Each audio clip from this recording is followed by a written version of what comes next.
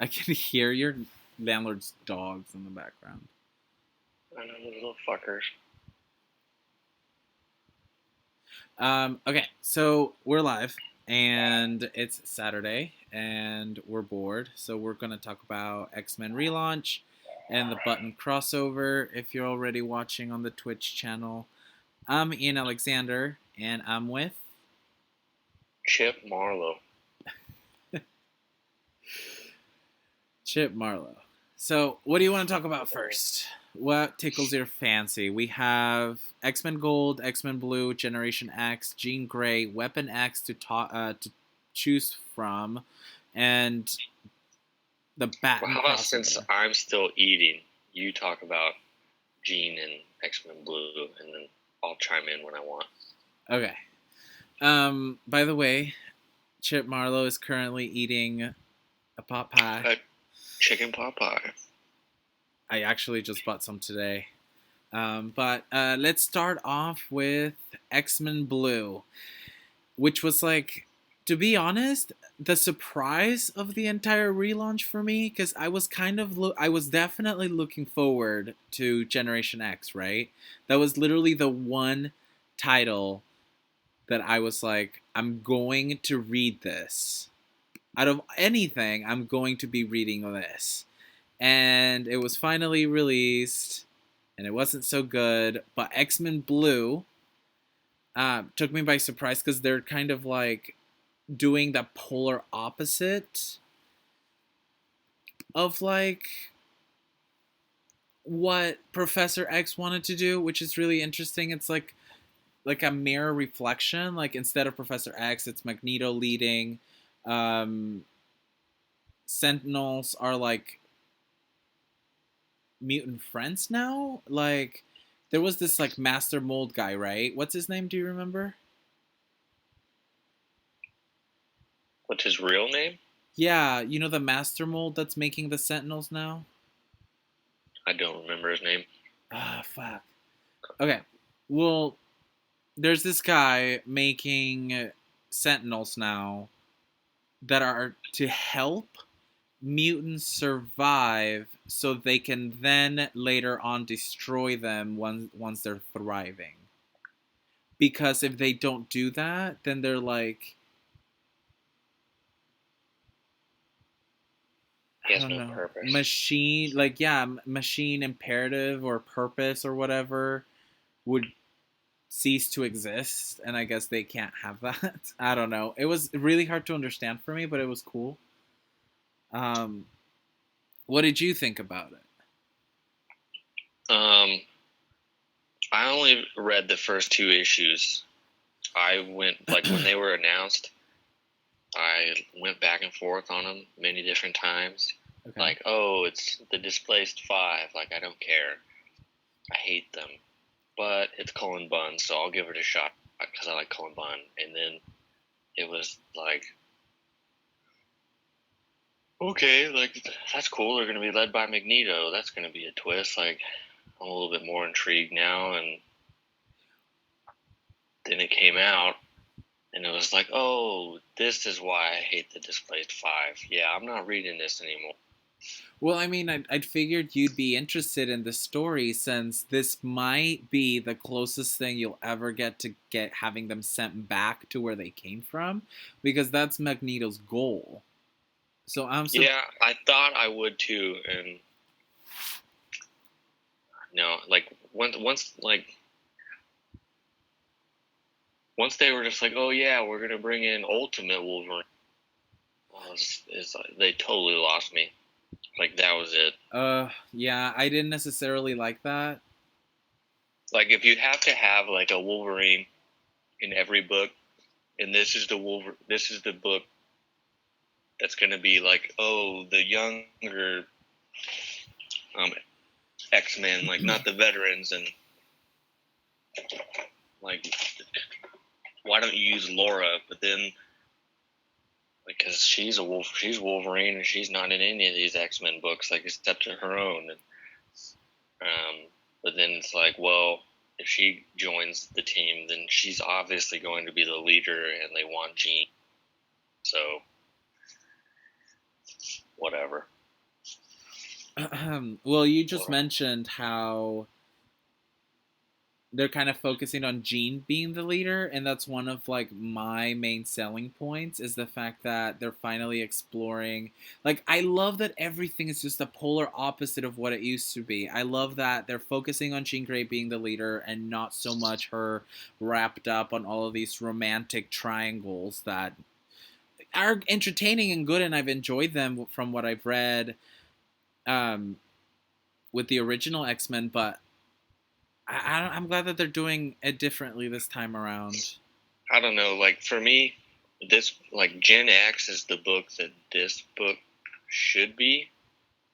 Like, there should be the main X book, like an Uncanny or whatever, that, like, has the A-listers in it and, like, all of the old tried and true favorites, and everything in the other X book stems out of this main X book. Like, this is the one that the main X-Men storyline is in, and Blue should be the one of, like, the characters in Gen X, like, it should be them. Like, these minor X-Men characters are in it, not, oh, this is the A-listers, but not the A-listers because they're displaced, so they're not the ones that are tried and true.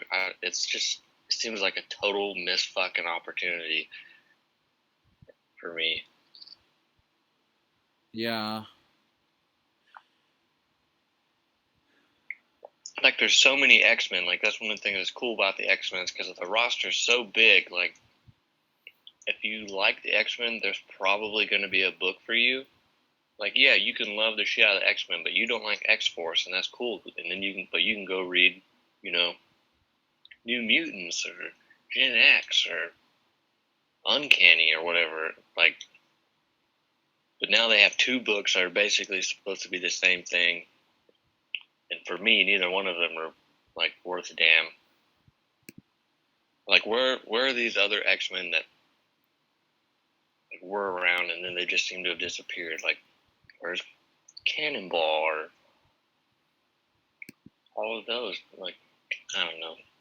I'm just so over the displaced original five. Like, I want them all dead. Just kill them all.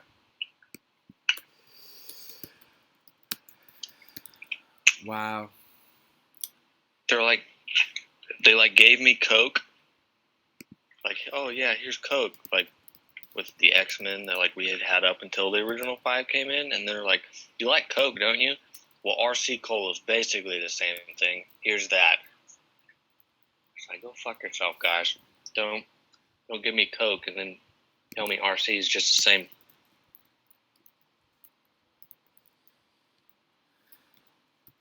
And it really sucks. Like I said, I like Cullen Bunn.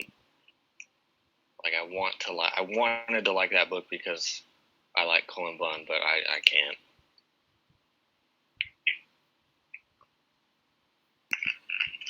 But how is Jean Grey, though? I haven't read any of that.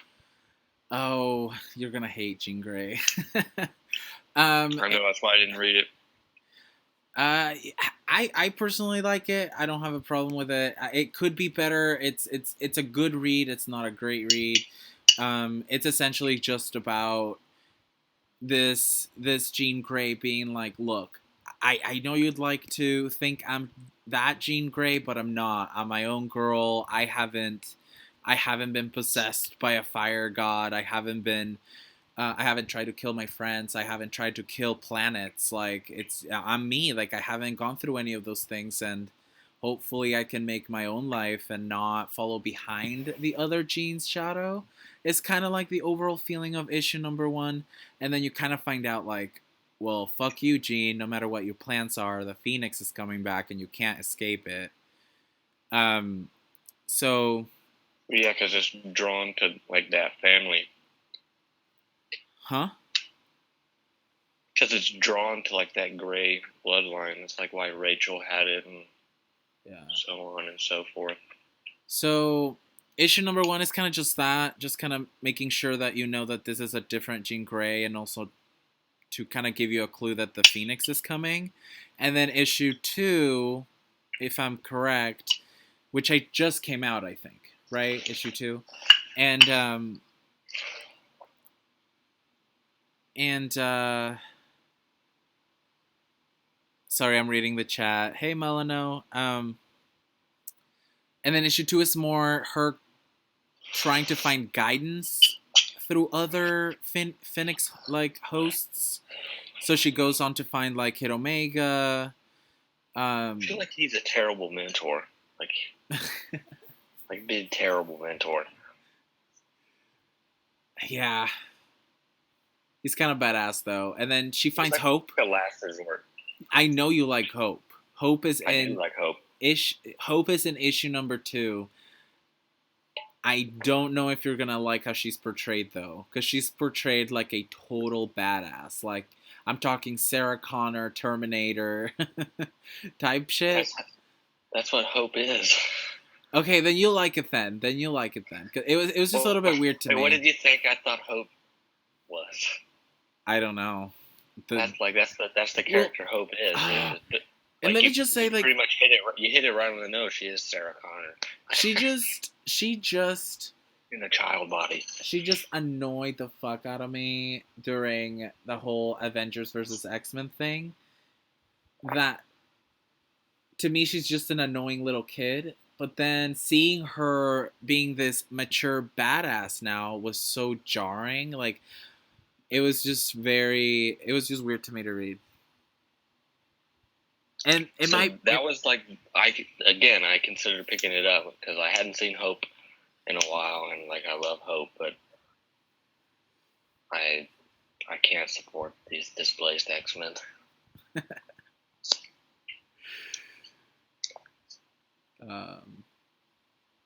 Yeah, so that's Jean Grey. Oh, and Melano's like Avengers versus X-Men was terrible though. It was kind of terrible. Avengers versus X-Men was the X-Men bottoming out. Like that was rock bottom. And they've just been steadily at rock bottom since. Yeah, my poor X-Men. Ever since House of M, the X-Men have been on a steady decline, and Avengers vs. X-Men was at the bottom. Everything after that has been crap. Aside from a few stories here and there. Okay, so Melano has a question. Which of the X-Men do you all recommend? Like, are you talking about Melano? Are you talking about from the current relaunch or in general? Because if it's from the relaunch, I recommend. See, I can't even recommend my own titles because I know I like them. I don't know if I definitely recommend Weapon X. I feel like Weapon X has been the few issues that I did read has been really good. It's just not my thing, which led me to drop it. But I can recognize that it's really, really good.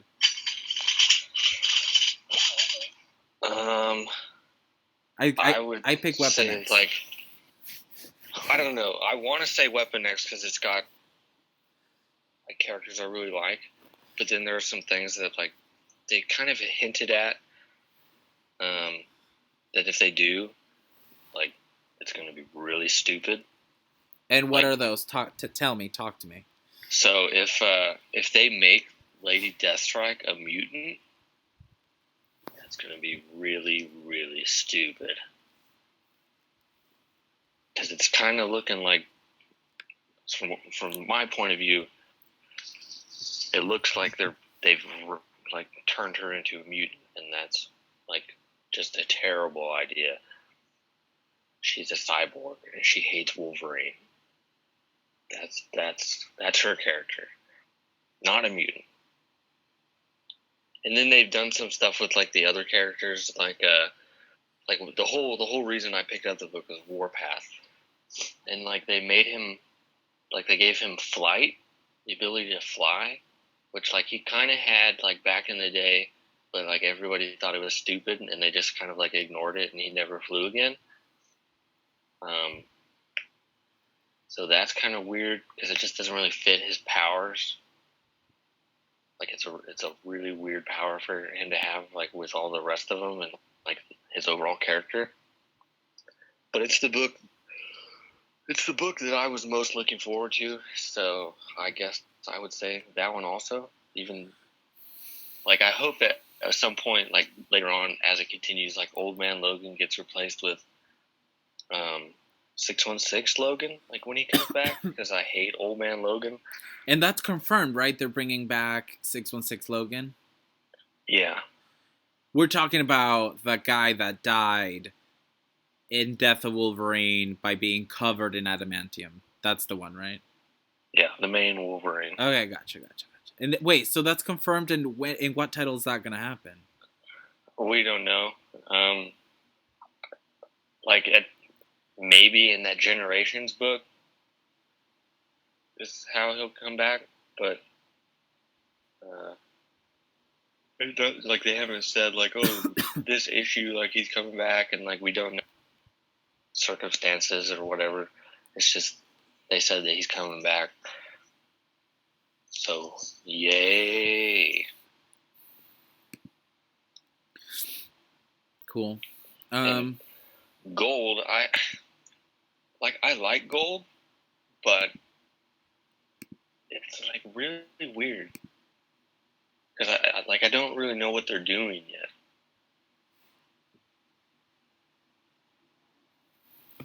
Which one? For X-Men Gold. Because like those first few issues just seemed like, oh, kind of like they were like that's like, okay, normally with a new number one, right, like you just get like, okay, we're establishing like who the players are and what we're going to be doing, and like I feel like we got that for like those first 3 issues. Like that was what it was, like here are the players, this is what we're doing. It just seemed kind of dragged out, which is a problem I have with Weapon X too. Like it's kind of dragging out for me anyway. But with his issue 4, like them that just came out last week or the week before. I don't know. My weeks are running together, but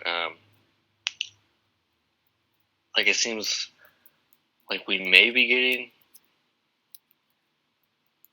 some kind of direction. It's been very confusing.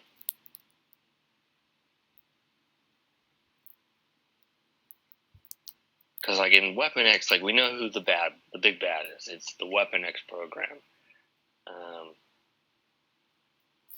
But in Gold, like it's not 100% clear, which is not a bad thing. Like it's like sometimes it can be fun when you're just like, oh man, like who's the bad guy in this situation? And then it just like they pop up and it's just like, holy shit, like that's who it was. Like, oh, it's Apocalypse or something, or like somebody crazy, like you don't expect it. But I haven't.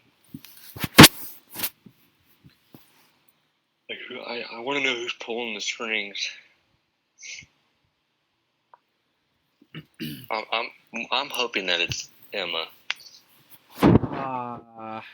I'm hoping to not see Emma for a while. I don't. Because I'm not. I hope, dude. She would not fucking do that. That'd be really like that'd be too much. That's the character we have right now, Broken Emma, and like but do you think she's Emma's still a crazy? fucking wild card, and they can do whatever they want with her, and they'll be totally cool with it. In reason. If it's Emma, I don't know. I don't think that'll be the case. I don't know, man. I'm just speculating. Like, no, I getcha. The whole Ivy X thing was the fall of Emma Frost, and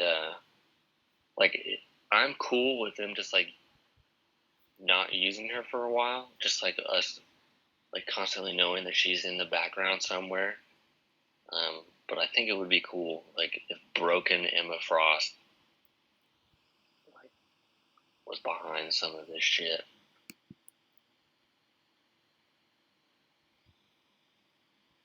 like, or she goes to work with some, like, if she's like teams up with somebody crazy like Mr. Sinister or something like that.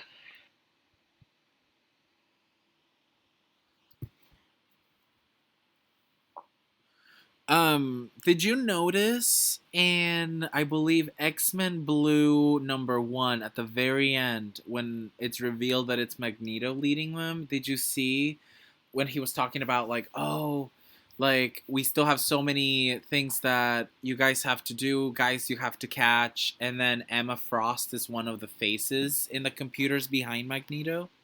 Hmm. So do you think that Emma will reappear in X-Men Blue first? I imagine that whenever she, like, I foresee whenever she pops back up, it'll be some kind of crossover between Gold and Blue. That would be my guess.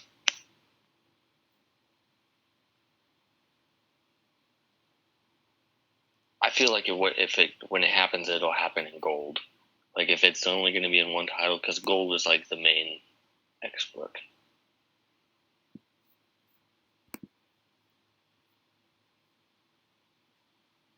Because Emma doesn't really have like a great. She doesn't really have a rapport with the displaced X-Men. Hmm. There's like no emotion to get invested in there. But if she's like Well, there's fighting up emotion. against like the X-Men that are over in Gold, then there's like some emotional investment we've had there. I mean, the only thing that they could really do in Blue is if like they destroyed her and made her pervy towards like young Scott or something. I would like to believe that that would never happen, but I'm pretty sure that it would. I don't know. Okay, let me ask you this. So I like when issue 1 of Jean Grey like came out and stuff. I checked it out at the shop. Um, like, why did Jean look like she was fucking 12 in that book? Like, I get she's a kid or like she's younger because she's at least of college age, but in that she looks like she was like 12 or 13. Am I the only one that felt that way? No. I saw it too, but I don't have a problem adjusting that way. Because like the same thing is happening in Teen Titans with Starfire, right? Yeah, and it bugs the fuck out of me. That's why I don't read that book. But at the same time, they definitely made them younger, and they actually feel the youngest on the Champions book, like Cyclops does. Um, Yeah. Well, Cyclops right now is a fucking pussy.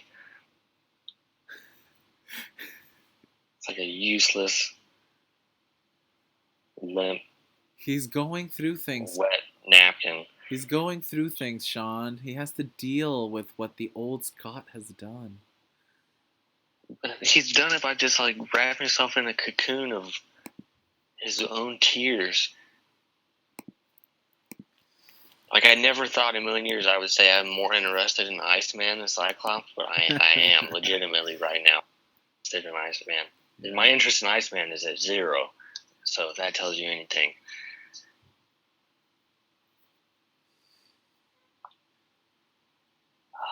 Don't even get me fucking started on these displaced X-Men, man. They're such a disaster.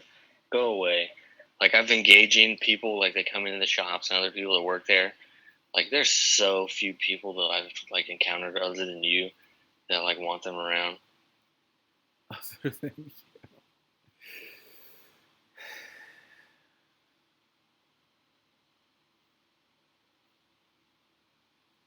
I don't read it because of Damien.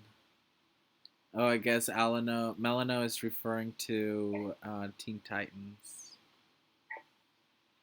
See, and like that's kind of like why I'd want to read it, is because I like Damien, and like I liked Starfire, but like now Starfire, and I could totally understand if like in Rebirth or whatever they like retconned it or like some of that stuff in New 52 didn't happen, but like they just mentioned in the Titan stuff that like Nightwing or not Nightwing, but Jason and like Roy used to run around with her, and so like they didn't retcon that out. Like it's still there. They just made her 14 years old, and it's stupid. She used to have regular sex with a former drug addict, and now you're telling me that she's fucking 12. So Alan I on chat is saying, I just got home and the first thing I hear is Sean saying, "This is a disaster." Classic Sean. Yeah, man, because it is a fucking disaster. Um, Are you gonna read Astonishing X-Men?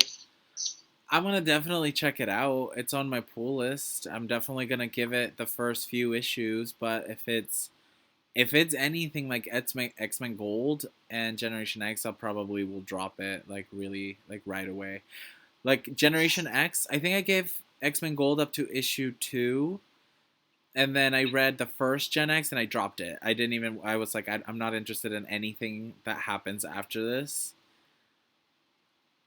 And so for me, like the Astonishing X-Men cast, like I fucking love it. Outside of Old Man Logan, like I'm so on board, and like a lot of people would like got annoyed when they said like it was gonna have a different artist on each issue.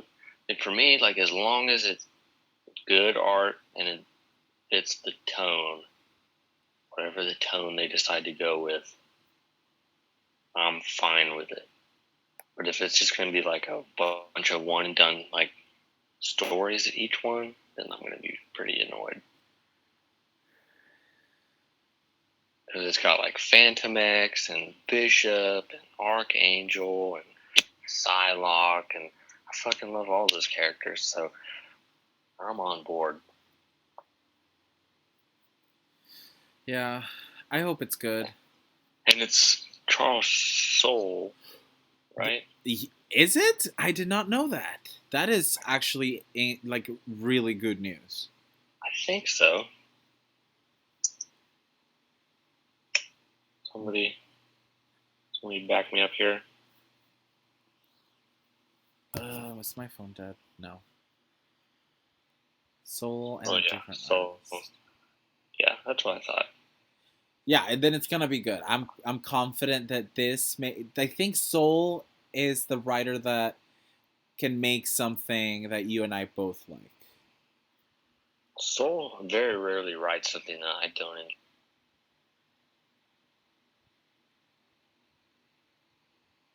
Huh, that is actually really good news.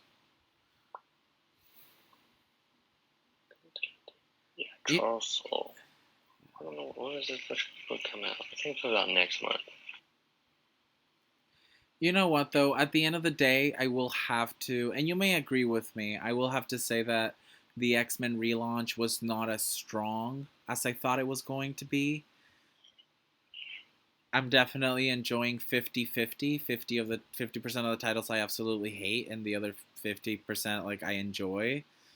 But that's pretty much where I'm at. It could have been better. I just out of the hoopla that happened on the internet, I just thought, wow, they may have something special here. They're going to go back to basics and tell cool stories.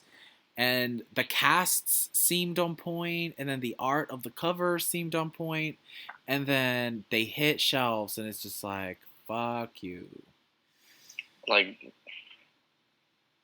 Like they're missing like 4 of the biggest fucking X-Men, so it was gonna be really difficult. What was that?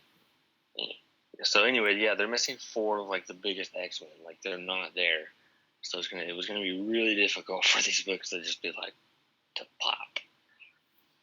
And which X-Men are those? Professor X. Okay. Jean. Okay. Scott. Okay. And Wolverine. Okay, they're all dead.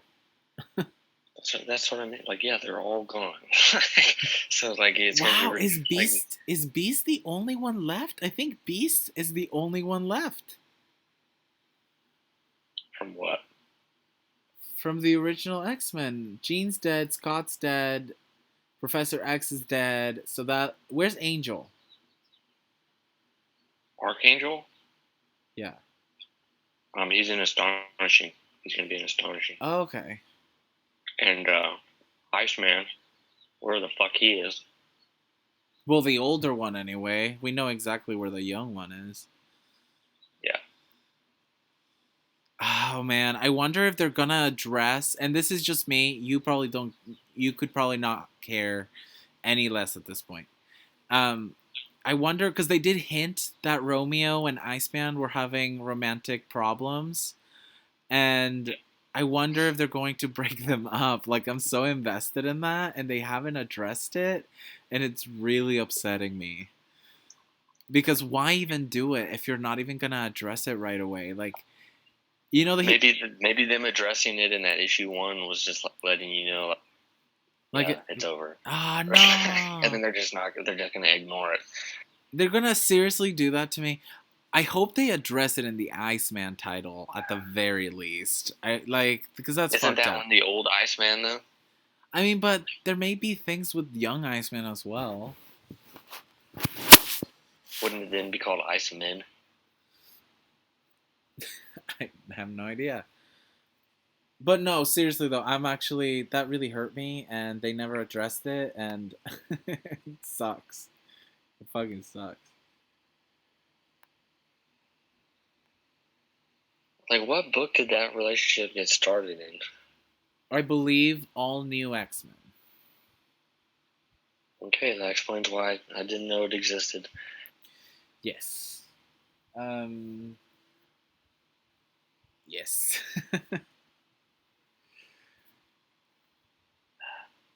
Yeah, I don't know. I don't know. Like, I think that the Eronin, X books Eronin is now. like hashtag time travel makes you gay.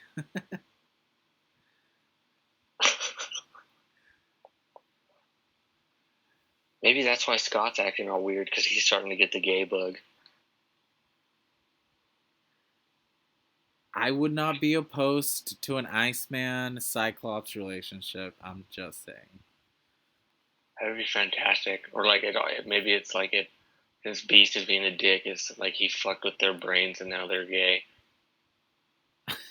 If Laura, wait, Alanite is like if Laura's a clone of Wolverine, she could date Jean. That's true. Melano's like I'm down. Huh. I don't know. They're like around the same age, so it wouldn't be fucking weird. And I would be more okay with that than her dating stupid, shitty Flame Wing Warren. Okay, that's something that I don't understand, and I asked Alanite, when did I must have missed it, obviously. When did Angel get Fire Wings, the new one, the one that came In from the Black Vortex storyline, that should be fucking stricken from the annals of history because it was terrible. Okay, when did that Thank happen? you, What year? Bendis. What story? What story is that arc on? That was a crossover between like a bunch of different titles. It was in the Guardians book, Star Wars book. Oh, it was you. It was you that I discussed it with because then I responded, "Well, that explains why I didn't know about it because it was Marvel Cosmic." And it was all new X-Men. Cuz like Beast went like cuz the Black Vortex thing like unlocked their potential, and apparently this Warren's potential is to have flaming wings and that's it. Cuz the Beast, he unlocked his potential and like he looked different and he had like some crazy suit on and he was like way more like smarter than he currently is. But then it it reversed, and it was really stupid too because like other characters, like that whole storyline was a big fucking disaster, and everything that came out of it was shit. So like a bunch of characters all got like their potential unlocked. like, and the ones that stuck were Warren, Gamora, and Groot. And all Groot got was like dreadlocks in a ponytail, and that's pretty much it. Gamora got like Wait. Dreadlocks. Is that why there's pictures online, memes of little Groot with blonde hair everywhere? No, Is that where it comes from? no. Okay. I've been seeing that meme going around and I don't understand it. It makes me laugh, but I don't understand it. Me neither. Um, But what was I saying? Anyway, okay, so yeah, Gamora was like the. Okay, this is a noticeable like change in like her powers or like her abilities. And then like but it got written in that like the more you the power, like it wears off, so like they can depower her. But then like Groot stayed the same and Warren stayed the same. It's just so fucking stupid.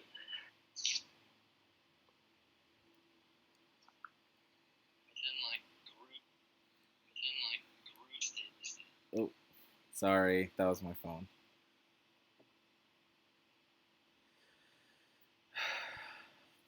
Do you All want to right, talk? Ian, give me your ideal. Pitch me your X book that you want. I think I've mentioned this before to you, and on the Discord community. Well, do it again. My ideal would be a team up between like Emma Frost leading, Kid Omega, young Jean Grey, and the Stepford Cuckoos. Like that would be like my dream title, but like I understand that when I've said that idea, like people are like that would be way too much of a powerful team, blah blah blah. But I'd still be Like a down. one-trick pony team. I'd be dude, but can you imagine the crazy like psychic adventures like Emma and all the kids would get in? Like they could do some awesome crazy shit with that. I think.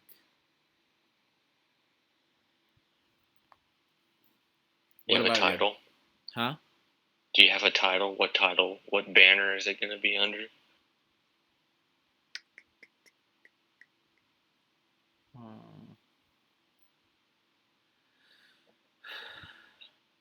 I want to say no.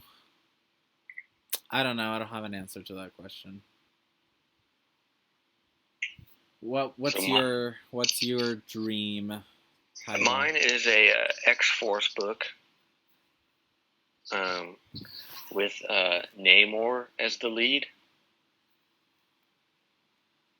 Okay.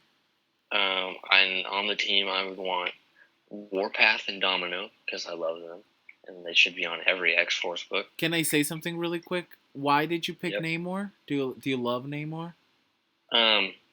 So like I like didn't have an opinion of Namor until Hickman's Avengers, and once like especially once like the incursions and stuff happened with like the other Earths, alternate Earths or whatever, like are gonna clash with ours, and like only one can survive, kind of thing. And like the rest of the Illuminati characters were just like, oh, like this is such a tough decision. Like we'd have to destroy them for us to live. Like, oh, how do we make this? And Namor was the only one that was like, well, we can kill them, obviously. Like, we want to live, don't we? Like, he was the only one that just like stood up and was like, yeah, like I like understand that like then you guys want to get your hands dirty, so I'll fucking do it. And I was like, yeah, this guy's fucking badass. And like he's an like he is a mutant. Like they made him a mutant, so like him leading like a team of guys who are just like, yeah, kind of like fuck the established rules. We're just gonna do whatever is necessary. I like it. I'd want Cable on the book too, because again, he should be on every X-Force book. But that maybe Dakin too. That'd be kind of cool. I don't know if you're interested, but at the end of Jean Grey #2, after she kind of talks to all of the other Phoenix hosts, they're like, Hope,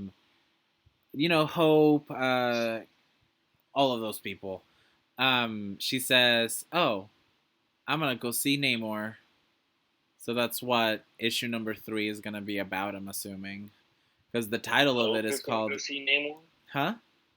Hope is going to see Namor. No, no, no, no. Jean Grey is gonna go see Namor. Oh, he's gonna hit on her. Probably. So yeah, so I don't know if you want to make the sacrifice of reading Jean Grey number 2 so you can read number 3. Um, but Namor, I'm assuming is gonna be in it. Anyway, continue. He's Namor, Cable. So like Namor, Cable, Domino, Warpath, Dakin. I think that'd be really cool. And then like not as main cast members, but like secondary cast members, I would want Doctor Nemesis and Forge because their antics and like the backup kind of storylines of Cable and X Force were fucking great.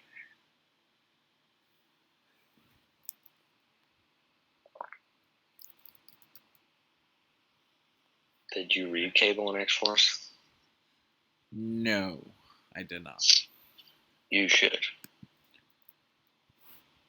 Well, Alanite is telling me to tell you something I didn't want to do. That the issue name is called friggin' Namor. But I guess I didn't see that as a selling point, so I didn't say anything. The issue is called friggin' Namor. Yes. Like that's a legit thing. Mirage Leonardo.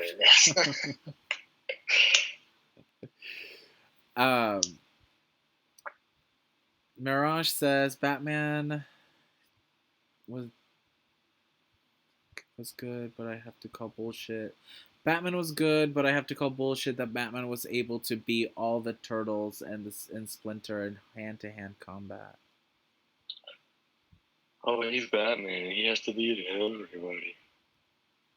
Is that an actual title? Batman Teenage Mutant Ninja Turtles? Yeah. No fucking way. Really? Yeah, it's been out for a while. Huh. That's kind of cool.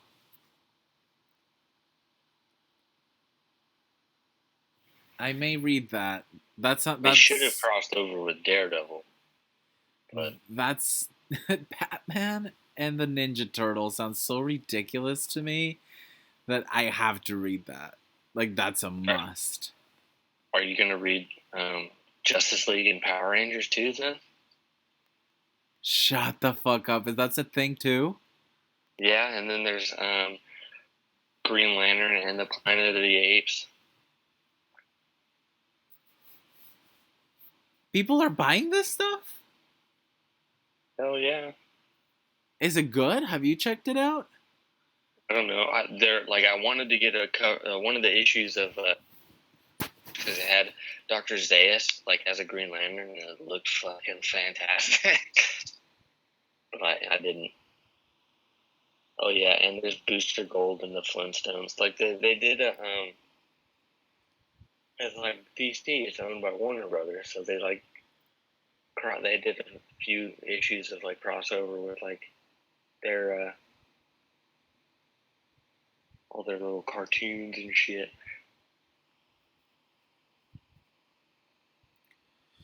Wow. Well, you learn something every day. And that's a cool idea. Are those recent releases though? Because I would think I would have heard about them. They are recent. Huh, that's interesting. Okay, I'm gonna check that out right now. Actually, Get your head out of your ass, man. what do Pay you mean? attention. Shut the fuck up, bro. Batman. Let's see. I'm curious as to like what Batman and the Teenage Mutant Ninja Turtles would look like in real life. Oh my god, there it is.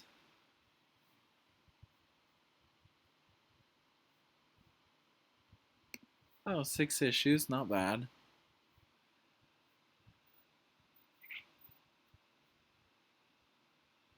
Who's the artist?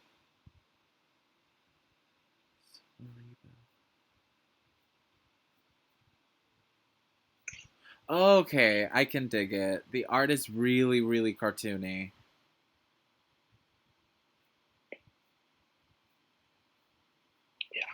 Yeah. It's cool. I like it. I think I'm gonna read it. I'm gonna check it I out. don't know. I don't know if Eastman is doing any of it. I think he did covers.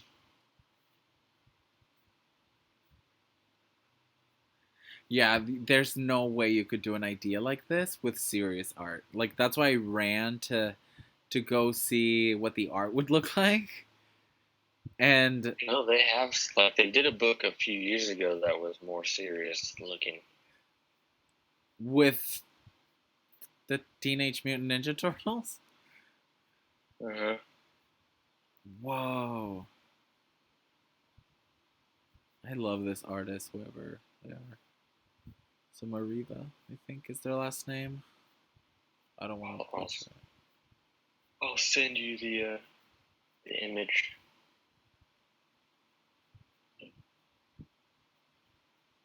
Once I find it. Cool, cool. Well, do you want to talk about the button? Sure, let's do that. Because that was actually really good. Everything coming out of DC Rebirth right now is like really, really good. I have not read one thing I did not like. Like it's so weird because it was just like a downward spiral. Like I started with Teen Titans, and then I moved on to Superman, Super Sons, then Aquaman, then the DC Rebirth crossover, and everything has just been fucking phenomenal. Yeah, they've been doing. I mean, it's all like really safe stuff, so it's all been pretty good. You think it's safe? Oh, it's totally safe. You think a crossover between Watchmen and I guess the DC verse is safe? Oh yeah, especially from like a financial standpoint. Because how many fucking people like aren't reading this shit and then they heard about it and then now they're reading it. Even if it's hated, they're gonna make their money's worth. And if it's really that awful and everyone hates it, they can just like never reference it again, and it's like it never happened, and they just keep on going with like their stuff. All these titles have been super like safe because it's what everyone wanted. Well, this is the thing though. Marvel is doing what they think is what the readers wanted, and they're not doing it right. They're doing what the bloggers wanted, not what the readers wanted. But I thought people wanted. I don't know. I guess. Marvel doesn't have one issue; they have a few that all like are not backbreakers, but when you have them all at the same time, is why they suck right now.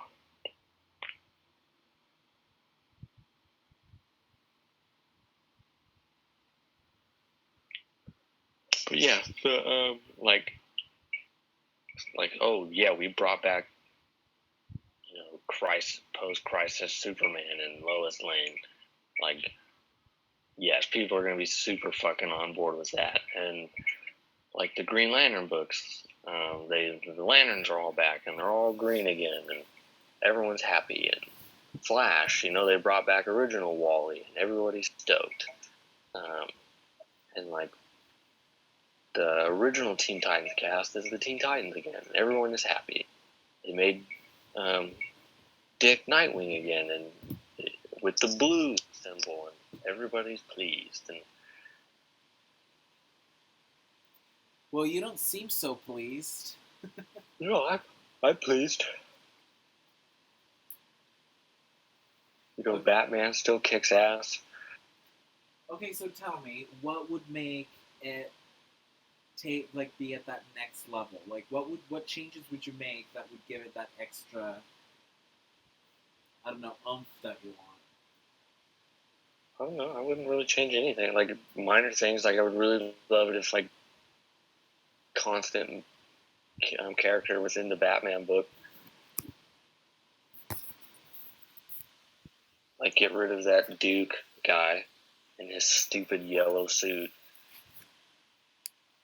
Just have Damian.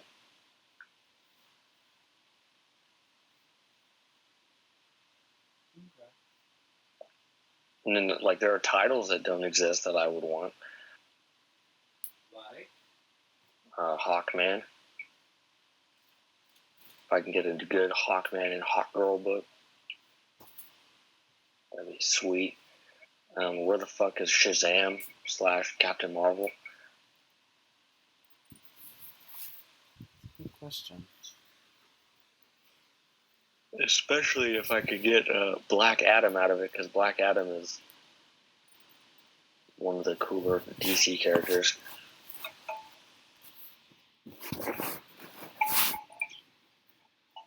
Ellen Knight's like, Shazam is what we need. The Marvel family. Mary Marvel. Black Adam. What? No, like, there's, like, I don't have really a whole lot of complaints. Like, the main complaints are just, like, there are books that don't exist that I want, and that's pretty much it from DC. Like, that's what I mean. Like, they're all safe because they're what we wanted. Yeah.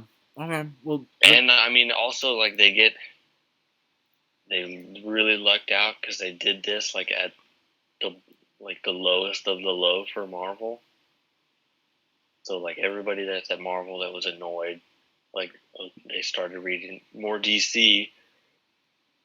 And maybe this DC stuff isn't that great. Even maybe Marvel books are.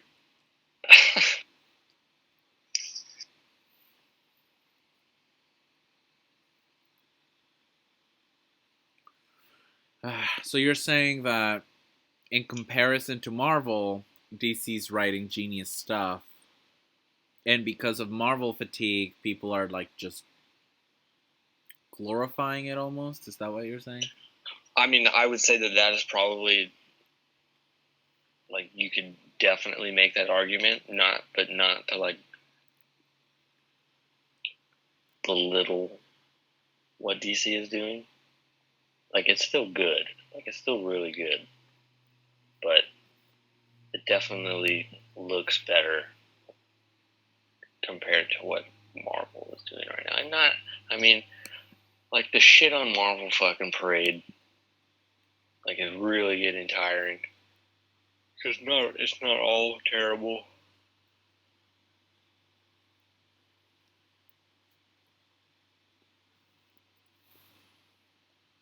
Like, the Spider-Man books right now, or let me rephrase that. Amazing Spider-Man right now is really good. Which is, like, the title that Marvel has to have be good. Why? Because of the upcoming movie? No, just because it's, like, the Marvel character.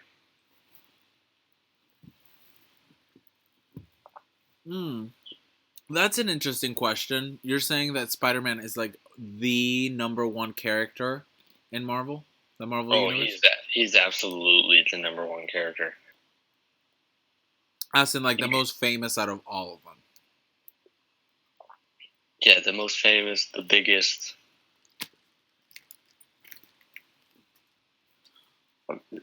The X-Men are number 2. I mean, there's a reason why, like, those first movies that were made were Spider-Man movies and the X-Men movies. Like, the only reason we got the Avengers is because of the X-Men and Spider-Man. Otherwise, they would have just made X-Men and Spider-Man.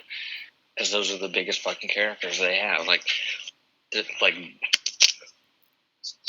a reason why we notice that the X-Men books are bad, because they're the ones that everyone reads. It's a big fucking deal. Like, if the Batman books and, like, Batman and Superman started to, like, suck at DC, like, it'd be a fucking problem.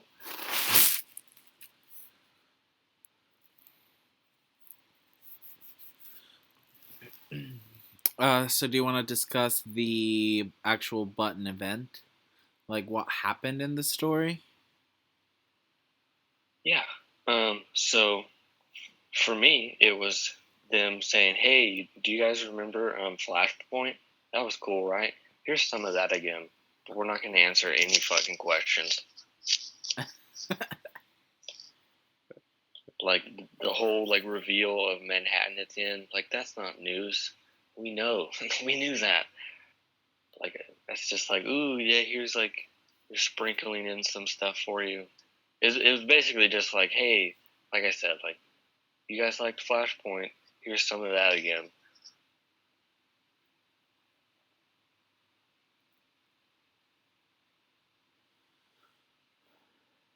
I guess overall I was disappointed. Liked it. Don't regret buying it or reading it whatsoever, but I was hoping for a little more. Yeah, that's actually a complaint that I've heard from other people. I also like that like you could pick those up, like those 4 issues, never having like you read the previous 20 for each title, and it was totally fine. Like you didn't miss anything. Yeah, I definitely as long as you read that Rebirth one shot at the very beginning, like you're fine. Yeah, I definitely did notice that with because I wasn't reading Batman or Flash, and when I read it, it was really easy to jump in. If great little story, if you're looking like for a jumping point, that was great because it didn't feel like I needed to know anything before. No. I mean, like it's one of those things where it helps to know, but like you didn't need to. Exactly. I'm kind of more interested now in this Jeff Johns Superman one that they announced afterwards. Let me ask you. It's Jeff Johns. Let me ask you because I don't know what that meant. I do have a question about, and spoiler alert, whatever. Mute me right now, please. At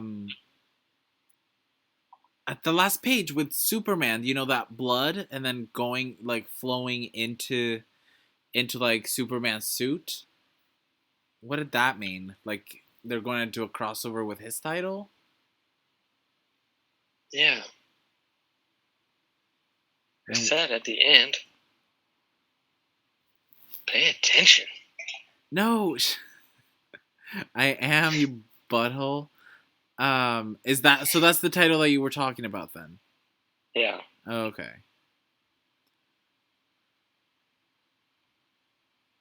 Yeah, I don't remember the name of it off the top of my head now. I'll probably read it. If it has to do anything with this crossover, then I'm definitely gonna pick it up. I was such a fucking sucker for those special covers.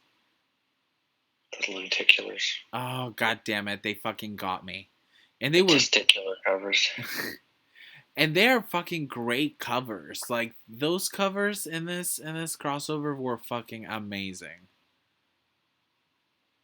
I loved they were really good. Every single cover in this crossover. DC, they love their fucking 3D covers, man.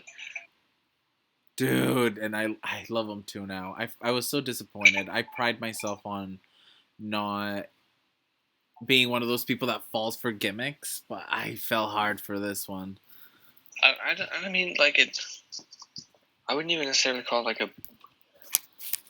a gimmick. It's just like, hey, we're making these covers cool. Because like when they've done it in the past, gimmicks, straight up gimmicks. But I thought these ones were pretty seamless. Just to give it a little flair.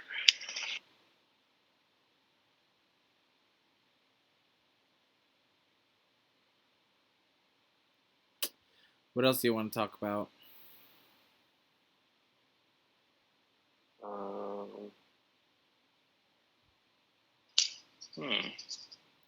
Oh, okay. I want to get your opinion on something. What did you think of the Mera previews, leaks, teasers that have been coming out, Is she living up to your expectations? Oh, I had to change my fucking shorts after I saw it. Okay, so you're loving it then. Oh, fuck yes. Absolutely. You're such a fucking pervert. Uh, okay, cool. I'm happy. That makes me hopeful. Like, the movie could just be her walking around, and I'll pay to watch it in 3D. Okay, there's the question. Aronan wants to know: has Sean's job made him more or less jaded towards comics? How am I jaded towards comics, I, Ronan? Let's answer that question first. bro, don't jump down his throat. He's just asking an innocent question. No, he's got to answer first. What way does he think I'm jaded towards comics? Oh, you know what I think should happen? I think Arona should come on the call. Yeah, man, say it to my fucking face. Well, is there a way to do this? Has working in the shop made me more jaded? Arona, do you want to join the chill stream? I don't know. Now I have to see the hipster fucks that come in and buy Saga. That's about the only difference. A lot of hipsters are reading Saga right now. They're the only fucking ones that read it. I swear to God. They come in, they don't buy the single issues. Like, occasionally they buy the single issues, but mainly they buy the trades. They come in looking and acting however hipsters look, and they buy Saga, and they talk about how great they think Saga is, and how they don't read any other comics, and I just want them to give me their money and get the fuck out. We get it. Saga's cool. Did that answer your question, Aronan?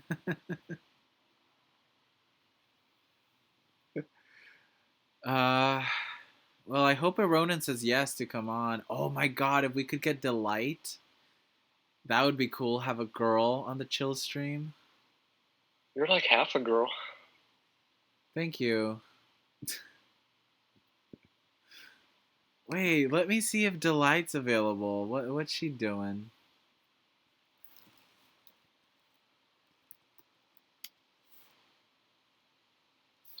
No, there's like maybe three different types of people that come into the shop. There are the people that just buy they're like me, and they just buy a little bit of everything. There are the dudes that like just come in and buy like just Marvel books or just DC books, and then there are the hipster fucks that come in and buy trades of Saga.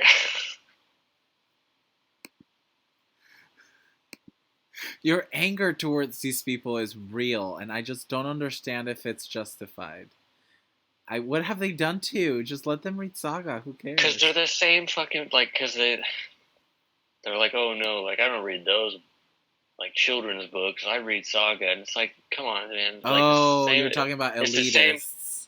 It's the same argument like when you go in and like, yes, like, oh, you're drinking like Budweiser. Oh, I'm drinking like snargly Raggletooth out of some dude's basement in Saskatchewan. Like I'm more of a beer fan than you. Like I'm a better beer drinker. At the end of the day, we're both drinking beer, you piece of shit. Like just like at the end of the day, you and I are both reading comic books. So shut the fuck up. Good lord. Ironin said, at least only by Image, but only Saga. No, like we have to keep a decent supply of Saga trades because people come in like when the new trade comes out, and they just buy the trade and then they leave, and we never see them again until the next trade comes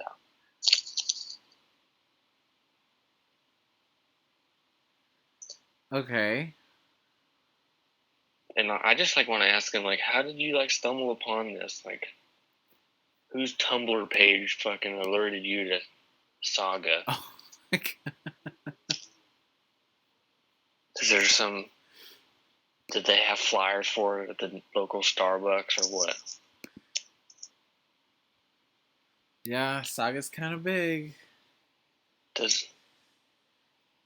I avoided it like the plague. Like before, like it's just like when were just like trying to shove it down my throat.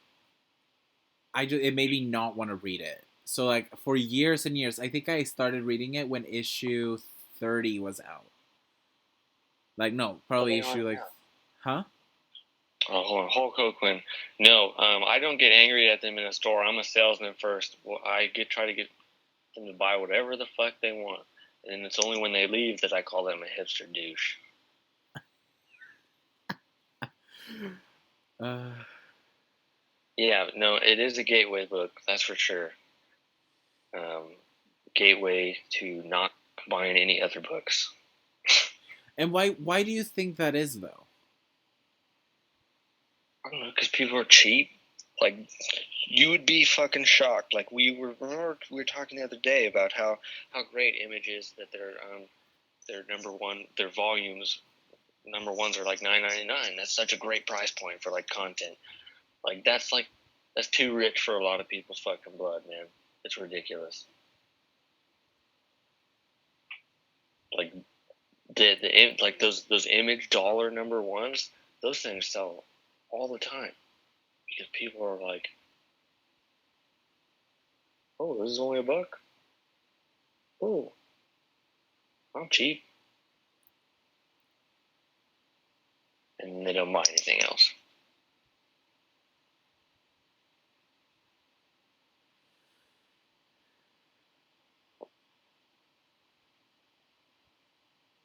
Is But Walking Dead? like I Oh, said though, like I want to know, like I'm dying to know. Like I found out about Saga because I fucking read comic books. Like, is The Walking Dead like that too? Um, yeah. Like you get a lot of people come in, they're like, yeah, I love the TV show, and they buy the trades. So yeah, Saga and The Walking Dead, those are two pretty big books that people like who don't read comic read.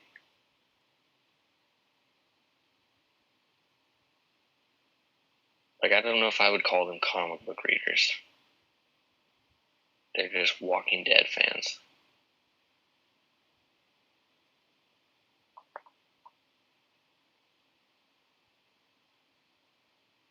I could see that.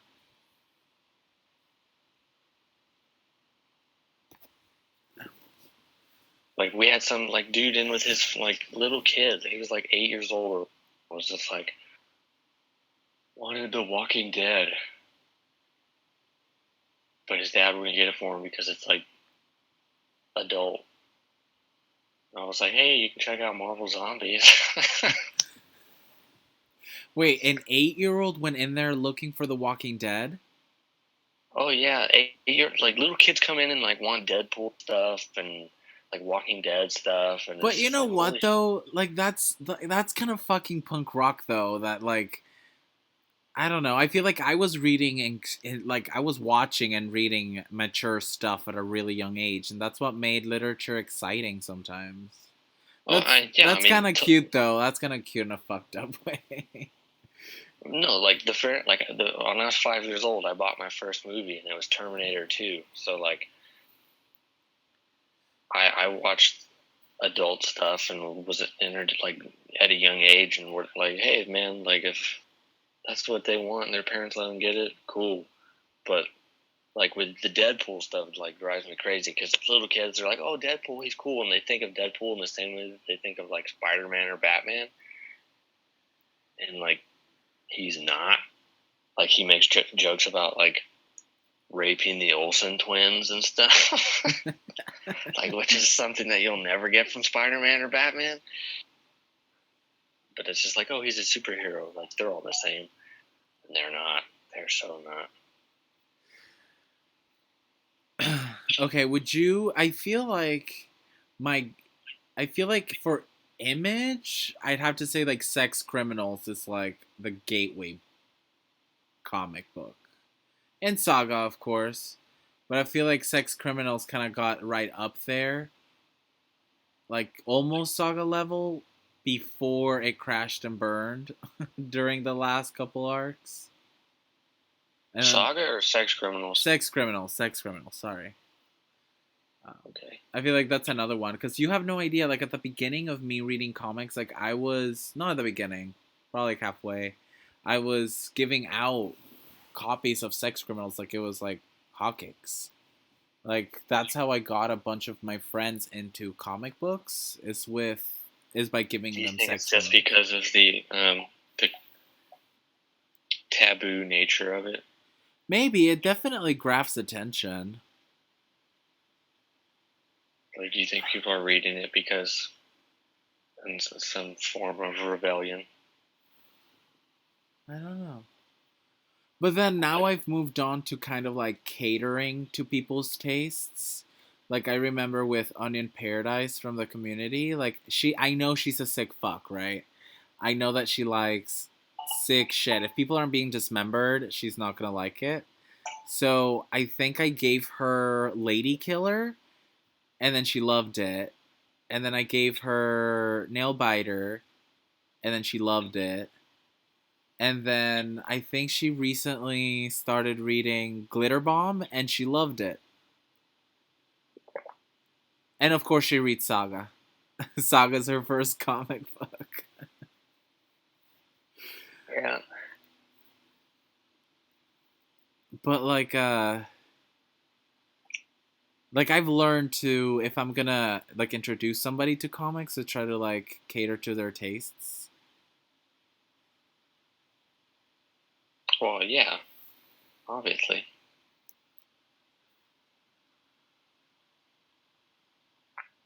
Aronin says Cece is a lovely woman, Ian. Winky face. Oh, you're on. I'm gonna start telling people that like Saga that they should read. Was it Straczynski? I think it was Straczynski. Cable with Hope, since that's where the story happened first.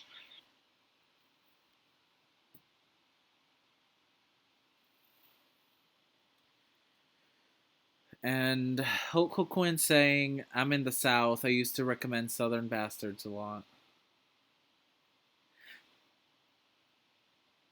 So one day I need to read Southern Bastards.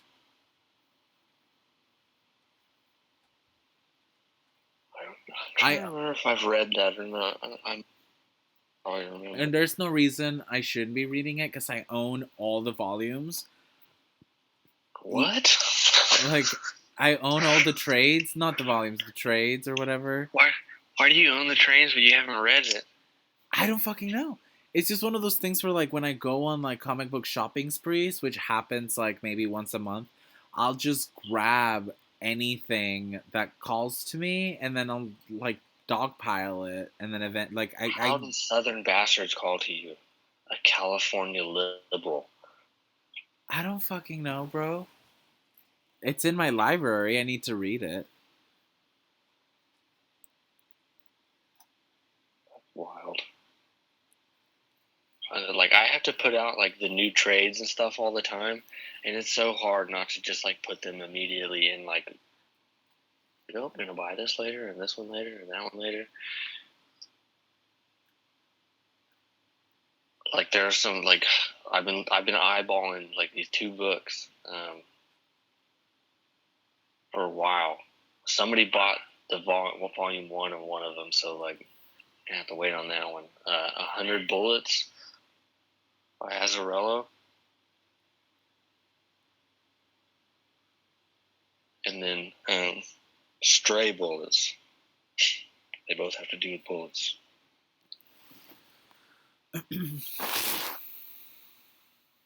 They look good. I feel like everyone has a copy of Stray Bullets in their collection. I feel like every YouTuber I ever watch on YouTube has like their bookcase behind them, and there's always Stray Bullets. hardcover always. It's like it. I It's think one of those Kirk ones has that it for too. me. Oh, he probably does. Because it's a pretty popular book, but it's like I always try to buy stuff that's like a little harder to come by, and like That's why it took me forever to finally buy the Watchmen, just because like I knew I'd never like not be able to Watchmen. Just like with 100 bullets or stray bullets, I'm sorry. Like it's so popular, it's just always going to be in print, and that's why I go and buy, milk and cheese and stuff like that.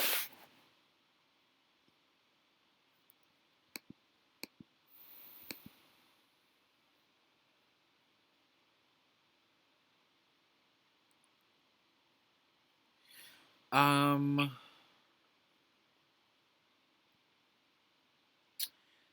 I think right now Image is putting out too many fucking books. Images? Yeah. Let's But see. the hype train for them is a fucking rolling.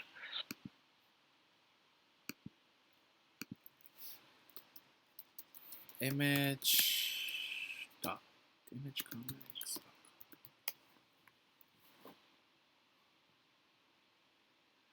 God, I feel like my image pool got so big recently. Like I added like 4 other titles.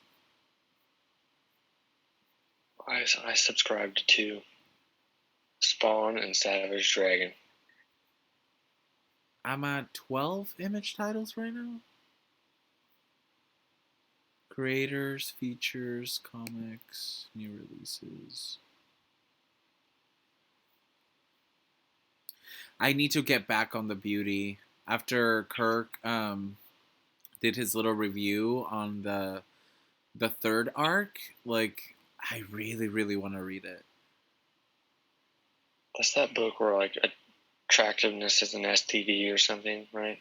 Yeah, there's a STD going around that essentially turns you beautiful. Like the fat falls off, and then like any blemishes or anything that would be regarded as ugly would be removed from your body. So it would make you the best. Like I don't know.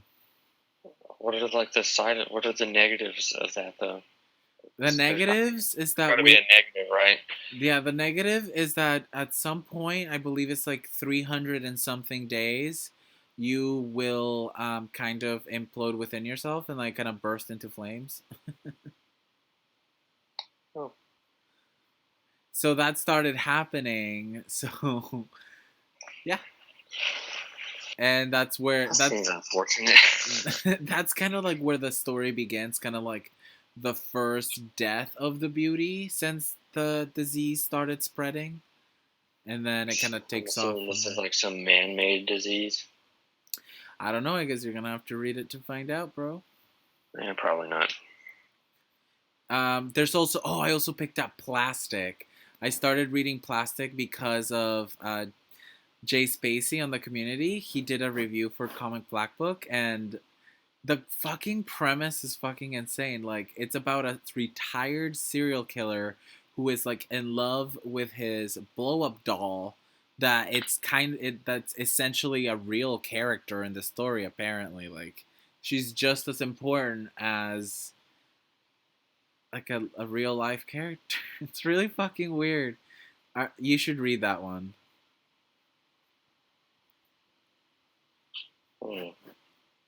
I don't know. I'm still like irritated as fuck with We Can Never Go Home. Why are you irritated? Because I love that. Because it ended like stupid. You know it's coming back, right? I believe it's coming back. Like it's supposed to. So like the characters are fucking annoying. Like I like the book. Like I'll definitely like when it comes out, when it comes back out, I'll be reading it. But I swear to God, man, they just kept like, oh, they're finally gonna do something smart. Oh, never mind, they're fucking dumb again. Like they just kept going up and down. Like, oh, they're smart and they're stupid, and they're smart and they're stupid. No, that's actually like one of the things that we hated collectively. I feel like Kirk, Savannah, and I when we read it for YMB, it was like they were like, "Oh, we're not gonna kill people anymore." What do? They fucking kill people. And then like we're not gonna do this stupid thing. And then what do? They fucking do that stupid thing, and they're like, Or no. like when she's like breaking him out of that like that compound or whatever, and he's just like kills that guy, and they're like, no, I'm gonna stick around, or like I'll stay around. Like it's like, oh, you stupid bastard! Like I swear, you just keep on like shooting yourselves in the foot, you idiots. Yeah, God. it's really frustrating. But they're kids though. Like, would you expect them to make smart decisions? Fuck, man. Like, maybe not genius decisions, but logical decisions. Like, I don't need them to cure cancer in the pages of these books, but fuck, man. They're making some grade A stupid decisions. It's so funny because like that was our exact complaint. I wonder if that's like a universal thing. Like everybody's like, "Oh, this was a really good story," but Like, they were just if really that's their stupid. intentions of writing it, for us to feel that way, like, kudos. Like, you did a great fucking job. Like, if that's not it, goddamn. Oh, that's so fucking funny. I call that story a series of unfortunate decisions. I think It really is. like because you'd think that there are just points and like just like flashes of genius, and then they just do that the most stupidest stuff. It's really funny. Fucking book. Well, Like, I read that in, like, one sitting. that's funny. So annoying. Did you get anything else, Image? Because I remember you sending me a picture of like, oh, I got this at the store, but I don't remember if there was anything else that was Image. I read Low. I really liked Low. I want to say it was Jeronin that recommended Wolf. Yeah, we'll not be reading that anymore. Did not enjoy it. So, of course, Alanite is recommending Sunstone again. Everybody Yeah, reads I Sunstone. told you, Alan, I read a little bit of it, and once I got past the BDSM, it was cute.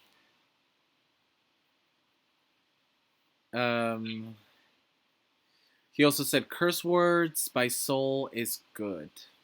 I'll probably read that in trade. Eronin says Wolf started off good, but then floundered. My bad, Sean. It was just like, I was like, oh, this is intriguing. Oh, never mind. Like, I'll just read Hellblazer instead. Feel like it's just a worse Hellblazer.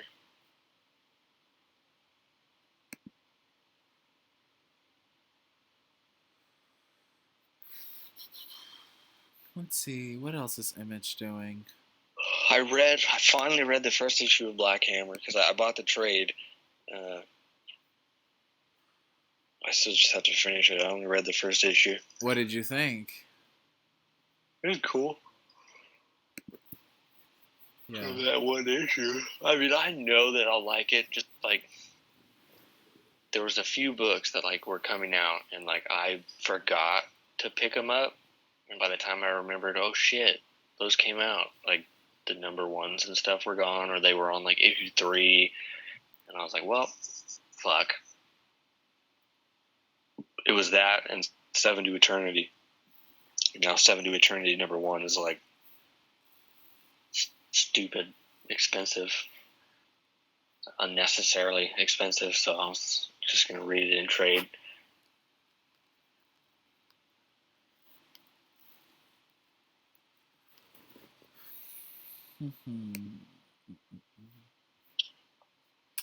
Regression. So I was when I told you that I didn't sleep last night, and while I was not sleeping and thinking, I may fucking completely drop Marvel, or what they call Marvel Comics.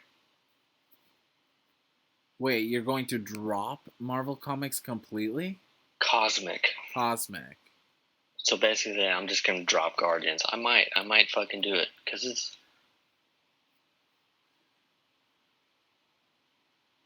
so shitty. Who Quinn? What? I haven't read issue 2 yet, but the optimism that I had going in is dying. Yeah. Because he did the Duggan or Dugan, I don't know. I think it's Duggan. He did a Reddit Ask Me Anything, and people were talking him questions, and all of his answers and stuff were they gave me hope that okay, maybe this won't. This will be the point when they turn shit around. And then from the Free Comic Book Day issue and issue number 1, that hope is quickly vanishing.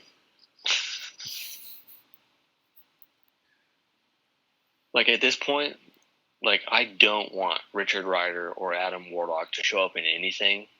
After Nova number 7 ends, I'd want them to go back into fucking comics purgatory, because if they're not involved in these shitty storylines, then their legacies won't be tainted with this filth, utter nonsense garbage that it is. And I don't have to look back on it in 20 years oh man, remember when that one shitty story with Nova happened? Now I'm just hey, remember when Nova wasn't involved in this stupid ass shit? Yeah, that was great. And I blame the fucking movies. Whatever day they announced Guardians of the Galaxy movie was going to be made is the day that Marvel Cosmic died. It's all been shitty. I can't in good faith recommend anybody to read any of it. Even the Silver Surfer has been stuck playing Doctor Who, dragging this slut around space with a smile on his face like a fucking jackass.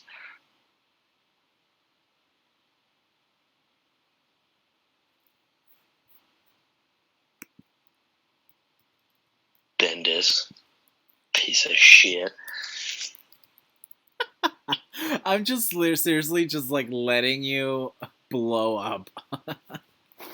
Oh, shut the fuck up, Alan. Don's stupid. If I want that, I'll just watch Doctor Who. I don't want that. I don't want it. Especially with the way, I like Allred. I love Allred, but the way he draws Surfer is fucking stupid. Wow, is everything okay between you and Alanite? It seems like things are shaky at home. Hey, everybody's entitled to wrong opinions. Oh.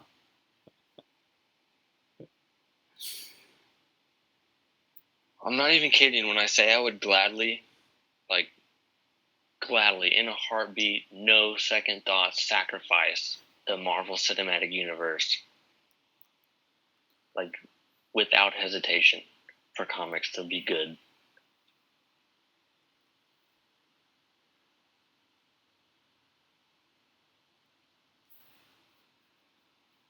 You would sacrifice the entire MCU for in exchange for their influence to not be in the comic books? Really just Marvel Cosmic. Everybody else had they had cosmetic tweaks, and Tony Stark started to act a little bit more like RDJ, but fine because his character was kind of boring before. But they just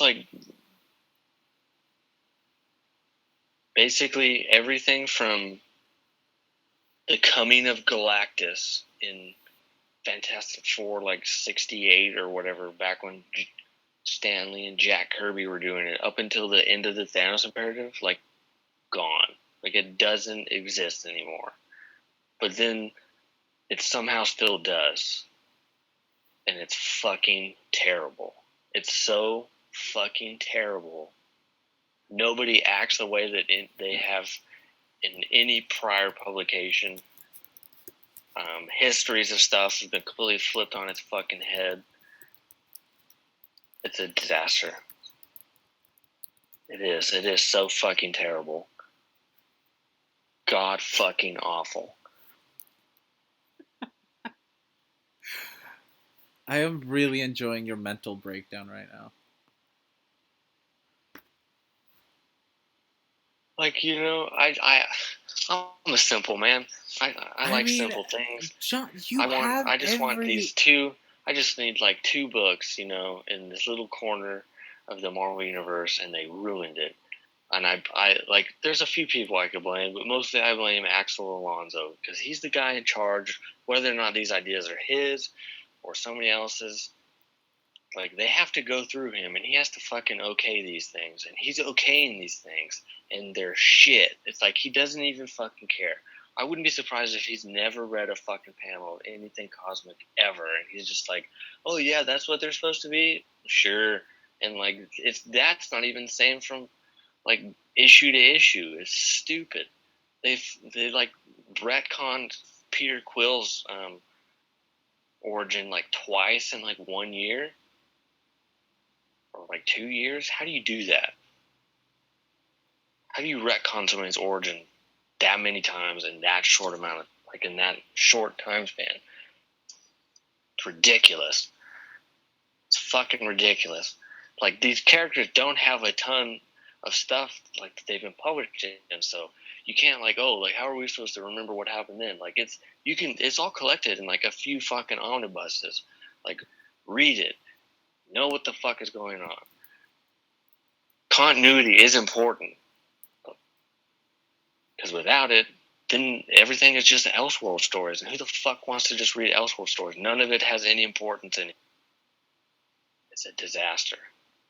Complete and utter disaster. People are all bitching about Nick Spencer, like in his Captain America.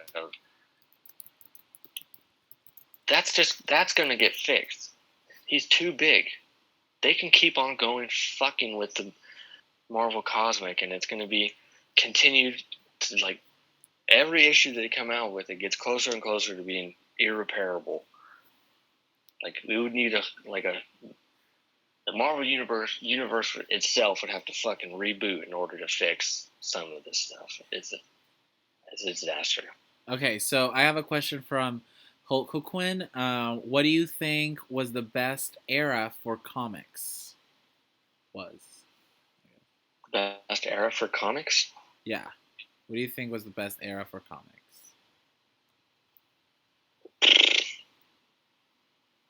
I don't like Silver Age. Why? Probably. It was like the comics rebirth. Like that's when they started getting taken like a little bit more seriously. And, like Spider-Man launches, and so is the Fantastic Four, and like all the stuff that Lee and like Ditko and Kirby and stuff were doing was like radical from like anything we'd ever seen before. See, follow suit. Everything is just like spun off since then. What's my favorite? I don't know, probably like mid 2000 stuff.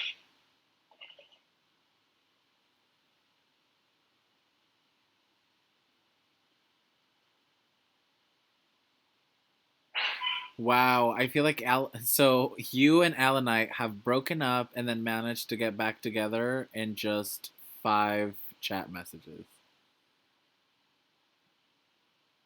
He's like, "You don't like Silver Age? We are done." Oh, you like Silver Age? I can't wait for Miles leading the Guardians.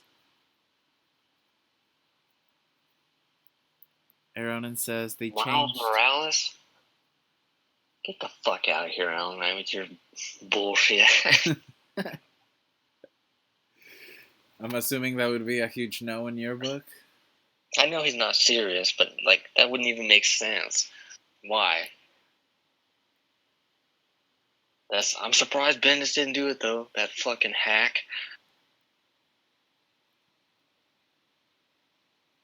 What a piece of shit. How do they let him write still? He has to have some incriminating photos of like Alonzo or somebody up at Disney, like with like in bondage with like a 12-year-old Vietnamese girl or something. Because there's no way he could keep like writing books the way that he does and then just be complete shit.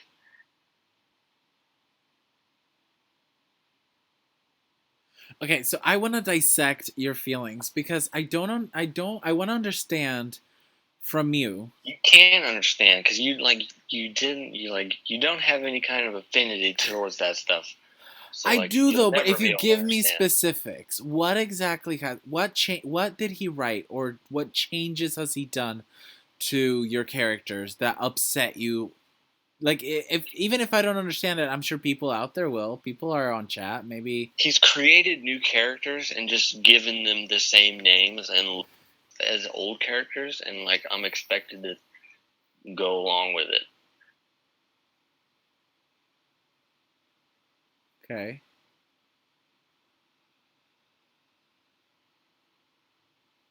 And like no version of the from when like first ever created, like when they were like young Starhawk and stuff, up until like the post conquest version with DNA with like the kind of team that like most people know now. Like they never ever did any of the kind of shit that they do now. Like they're called the Guardians of the Galaxy now, but they just like they pull heists and they're like thieves. It doesn't make any fucking sense. None of the characters like act in the way that they had in any prior publication. Like they've turned Star Lord into Chris Pratt, which I'm fine in the movies because those are movies, but now he just like bumbles, like stumbling around, like doesn't know what the fuck he's doing, no charisma whatsoever. I wouldn't follow him into a fucking McDonald's, and I'm expected to he like leads this team of ragtag people and they guard the galaxy. Get the fuck out of here! It's a disgrace to like that character and everything that they've done, and everybody that else that has ever written them.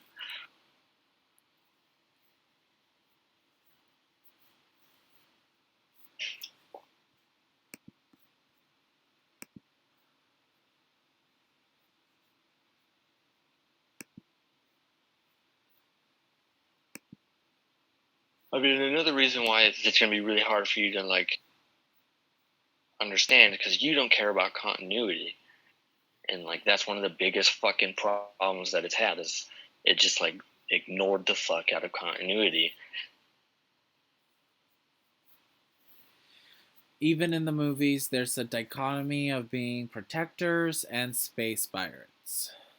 Yeah, that's never been a fucking thing. Like prior to the movie and Bendis' run, they've never been space pirates. Like never ever. What I mean, you could kind of call maybe like there's an argument to be made that the original Guardians were space pirates because they were outlaws against the tyrannical imperial rule that the Badoon had on like the rest of the galaxy. Like maybe you could call them pirates, but like the team that is currently like the Guardians of the Galaxy right, Star Lord, Gamora, Drax, Rocket, Groot, like those never once anything resembling space pirates. They were Guardians of the Galaxy. They were what their name fucking implied.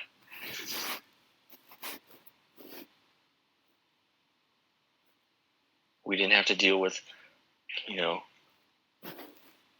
Jews in space with Kitty Pryde and the Thing is there because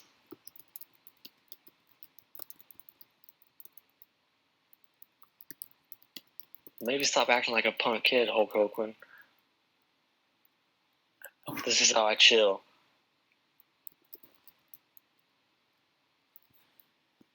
What's going on? Hulk Hogan says, "Is this really a chill stream? Because I feel like I'm being yelled at by my dad for being a punk kid."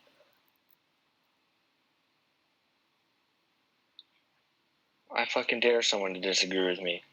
I fucking dare you. Calm your shit down, Sean. I'm serious. Everything I'm saying can't be refuted by anyone that knows what they're talking about, other than Bendis, and he doesn't know what he's talking about. Aronan, I think Aronan needs to join the chill stream. Like, I want nothing more in this world. Like, if I get cancer tomorrow and I get to like foundation, my wish is to go walk into Axel Alonso's office and take a fat shit on his desk. Just the biggest poo I could ever produce right on his desk. Fuck him. Fuck him. And like, he's not like, he's the like everything that you hate with Marvel, like he's also the root of that problem. So it's not just me like in complaining about, you know, my little small corner of B and C list characters. No, like he's the reason why the X-Men fucking suck. He's the reason why everything that's wrong with Marvel, he is a factor. Like I said the other day, I don't know how like I get to the point where I was like, I miss Joe Quesada. I miss fucking Joe Quesada. Fire Alonso, Brevort. Get rid of both of them. Those pieces. I mean, at least Brevort like came out and fucking said that like they failed Nova, like, and he knew he knew that they failed. Okay, so let's talk about things that you actually are loving right now. Okay. Oh, Spider-Man. Spider-Man's fantastic right now. Okay, then tell me why. What's going on in it? Why do you love it? Because they're like, they're like they're kind of going like, so that first little bit of post Secret Wars, Amazing Spider-Man was like him, you know, being wealthy Spider-Man and like in his stupid little spider jets and going across countries and doing shit. Like that's kind of over. Like, cause I finally went back and I read Clone Conspiracy stuff, and that was all super fun. And like now, I mean, it's Spider-Man versus fucking angry Normie Osborn. That's like what you want from a Spider-Man book. And it brought back like Silver Sable. That's really cool. And like we're getting the hint, like little backup hintings of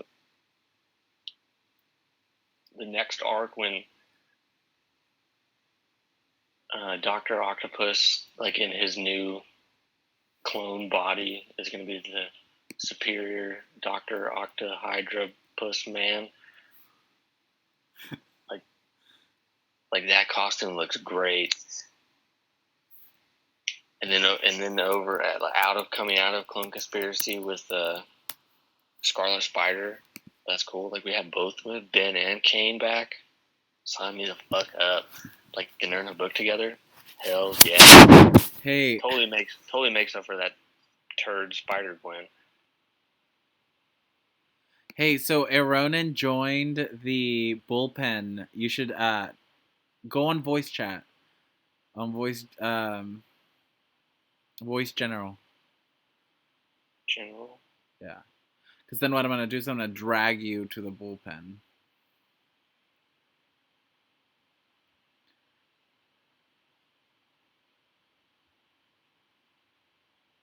Let's see. Bye. Yo. Hey, Aronan. So I'm waiting for Sean to join voice gen so I can drag him to the bullpen. Okay.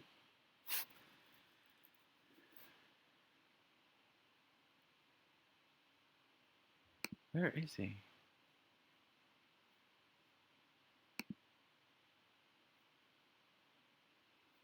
So how are you? Not bad. No rating. Kind of. Let's see. There was an old role-playing game called Time War that it was on like a Fortune City website back in the late 90s. And I archived the website before Fortune City got shut down. And now I'm converting it into a properly formatted document and then transferred it into a PDF. Where did Sean Because go? I'm a nerd. Where did Sean There go? he is. Oh, drag him. I'll do it? Okay, I'll do it. There you go. Okay. Yo. Sean? What's up?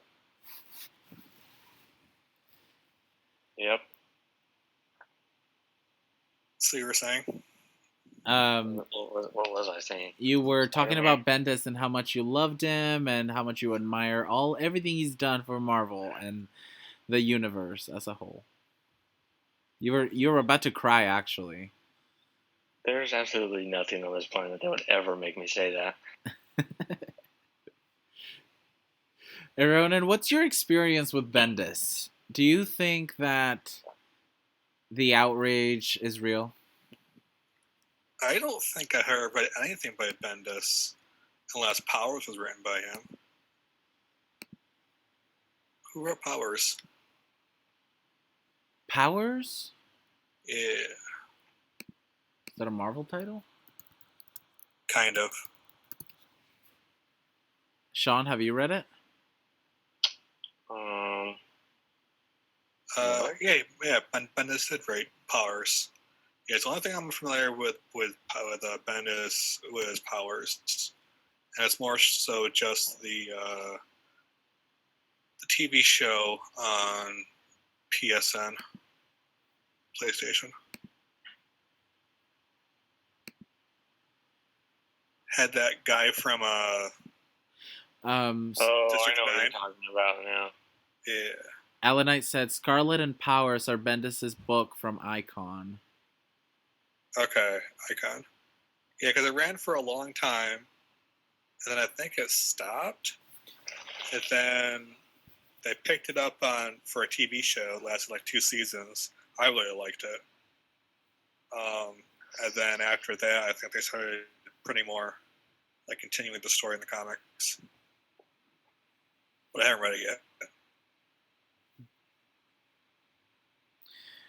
And I don't know if I've read anything by Bendis. Did you read House of M? Nope, I haven't read X-Men since the 70s. Did Bendis write House of M? Yes, you did. Then I guess I have read something by Bendis. When you read All New X-Men.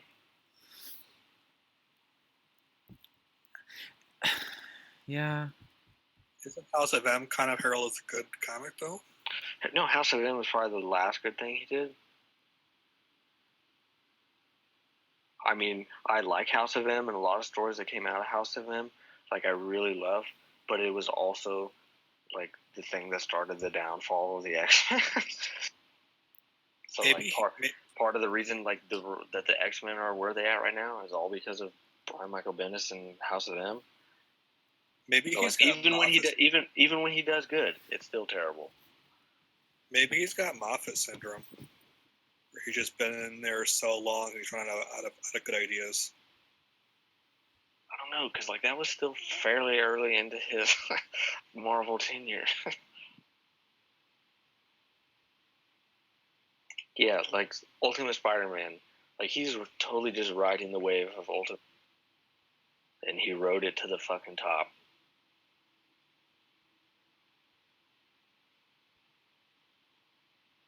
Such a turd.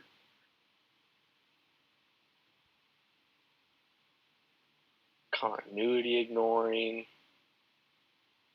Doesn't matter what the character is, he's gonna write them however the fuck he wants. They're all snarky. Complete and utter disregard of where these characters and titles have to go once he leaves. So bad. So you are not a fan of Star Lord's beard? I'm assuming. I like. I don't really care about the beard. I mainly care about why he acts like a dumbass and wants to steal things. Like they want him to be. So after the movie, like, well, obviously they want him to be Chris Pratt, but they want him to be Chris Pratt meets Han Solo, like really bad, really really bad, and it doesn't work. I don't think a lot of personality really translates well from the big screen over to comics. Oh no, I mean that's exactly what I'm talking about. Like the reason why Star Lord is the way he is in the movies is Pratt. Like it's just kind of who Chris Pratt is, and in the movie it works. In the comics, doesn't work. Like Chris Pratt can get away with some of that stuff because he's got charisma. There is no charisma in current Peter Quill. It's just a buffoon. So he's like Channing Tatum. Yeah. Channing Tatum. He's. Oh man, if they ever make that Gambit movie with him, like Gambit, that'll be the worst X-Men movie ever. Yeah, at least Wolverine Origins had Wolverine. This would be. At the end of the day, at least that one had Hugh Jackman. Yeah, this would have Gambit that's not Gambit. Yeah, this one's gonna have. My God, I can't even begin to imagine a Channing Tatum Gambit. Would he do the accent? And how horrible would it sound? Supposedly he's from that area. I don't know. My grandfather was from Louisiana, and he didn't sound like comics. Like super fucking Cajun. I don't want to see Channing Tatum do Cajun. I don't want to see him do anything. Uncharismatic and do a horrible Cajun accent. It would be like Mystery Science Theater 3000 Gold. Really, it really would. Like that's what I was telling Ian the other day. Like the way like this Inhumans TV show is looking, like it's gonna be on Mystery Science Theater because it's gonna be really bad.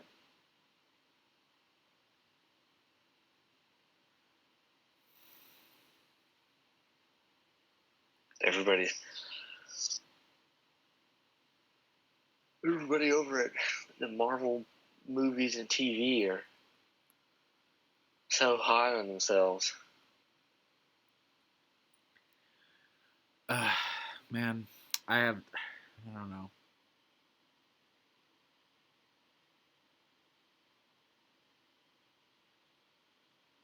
What are the future X-Men movies this is going to be? There's what, Deadpool 2? Deadpool 2. I'm so excited for X-Men Deadpool movie. 2. Is the Phoenix supposed to be with Sinister that they hinted at? I don't know about that. Was the end of Apocalypse they hinted at Mr. Sinister? I don't know. That'd be cool. Do you guys get more Power Ranger villains in the movies, right? Yeah, absolutely. Do you guys think that they're going to do Phoenix background, or do you think they're just gonna go straight to Jean Grey as the Phoenix? Oh, they'll probably just go straight to Jean Grey as the Phoenix. That is so stupid. Why? They have a second chance to do it right, and now because they gotta dumb it down for the peasants that don't read comics. the peasants. Oh God. Like I told you, like there's a reason why they just made an alien in the movies and not Origin, because It would confuse the fuck out of people. Is Or just Singer like directing the new Phoenix one? I don't think so. Then it's hopefully good. Well, I don't know, because the third one wasn't directed by Singer, and it still sucked when they had Dark Phoenix.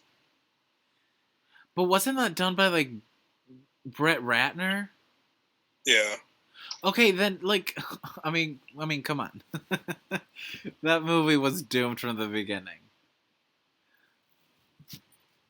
But I was saying, if Singer gets his hands on it and he does basically his own version of it, it'll just be The Last Stand Part 2. And it's not going to be any better because you look at X-Men Apocalypse. The Last Stand was awful. I really wish that they would have gone with the original Apocalypse design. I really wish that they would have fucking put some dust on that guy when he was getting out of his tomb. I really would have loved if, Some dust. like, I mean, I don't know. So like, Oh man. And I thought I had little petty gripes. and then what they did to Storm, like none of it made sense. It's like obviously you've never read a comic book in your life. Oh wait, so you mean it was directed by Tim Burton then? Yeah. Have you guys seen that Kevin Smith like college speech thing where he talks about his I've seen that feuds? many, many times. It's so fucking funny, right? That whole thing with Superman. What was it? Was it Superman? Lives? Superman Lives? Superman Lives, yeah, with him and John Peters. And that story about the producer explains so much about Hollywood. Oh yeah, John Peters. A producer who used to be the hairdresser of a singer, Barbra Streisand, wants to make movies, and he likes big spiders, and he'll do anything to put a big spider in something. And that's how you got Wild Wild West. Yeah, that was a really. I love Kevin Smith. What would you got? What movie would you like for Kevin Smith to direct or be involved in any way? A comic movie? Like any movie, like any idea. Just talk, I guess. A Flash movie. Mallrats 2. Why? We're talking, because Mallrats 1 was great. If it's a comic book movie, he's already been directing CWDC show episodes. Oh my god! And you know the funniest thing is that of course he casts like his daughter for like the episodes that he's going to be directing. They just let her like be in it. Like he's just casting. Because Jason Mewes is in it too. Hopefully he wasn't responsible for that Flash finale though. Holy shit, it was bad. Do you watch The Flash, Sean? No, I stopped after season 1. So you know how bad Iris is a terrible human being if you've seen season 1. Oh, she's a bitch. Fucking bitch. Oh she my kind of god! reminds me of somebody that I used to know too. Like right off the bat, I was like, oh nope, I don't like you. Did you know that she was in the last season of Heroes before it got canceled? Who was she? Heroes. She played some sorority girl for a couple episodes. Oh, okay. Alanite is asking, they ruined Iris? Iris is supposed to be in the end game. Yeah, Iris is supposed to be cool. No, she's terrible. Yeah, she's fucking terrible.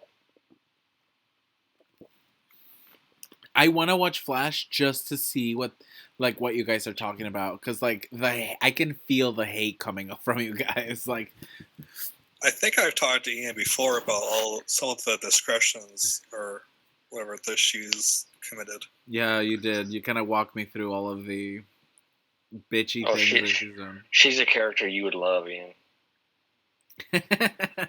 I'm sure I would. Because like you're all about that, like the real world crap. Real world crap. We'll do a group watch of Flash season 1 with Ian. I'm down. And just show you all the bad things that she's done. I'd be okay with that. I have to write it down this time too, so I can have something to refer back to, because my memory is terrible. I stopped watching it just because of Grant Gustin as Barry Allen. Completely unbelievable for me, and like it ruined the whole thing. I think he's kind of hit his peak on the show. Isn't it only like season 3? I forgot. Season 2 or season 3?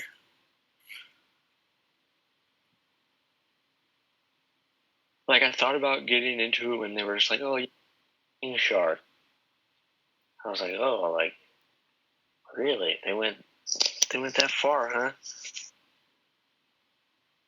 And then they had like Jay Garrick, and then that whole like dark Flash thing, and like, oh, we're gonna keep going to that well of an evil Flash. That's pretty much been every single season. Yeah, like I know. Him against Evil Flash, because that's the one thing I don't get about the DC universe, particularly with Flash, is how is it that you all are metahumans, yet there's a lot more speedsters, but no one else has duplicate powers.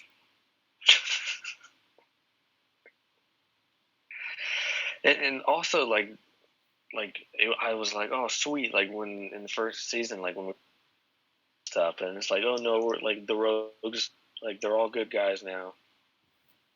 It's like, oh come on, like it does look like they've been moving Killer Frost from like the comics over to the TV show. It's like what she is now. Now she's just Frost.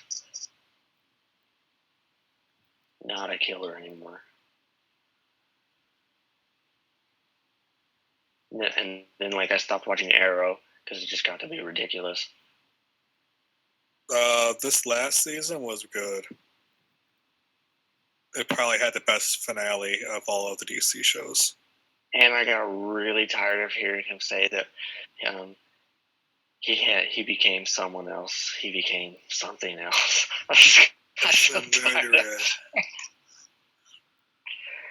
Oh man, I am Oliver Queen, and this is my city. Like, oh man, like, what a terrible intro. So you skip past that every single time.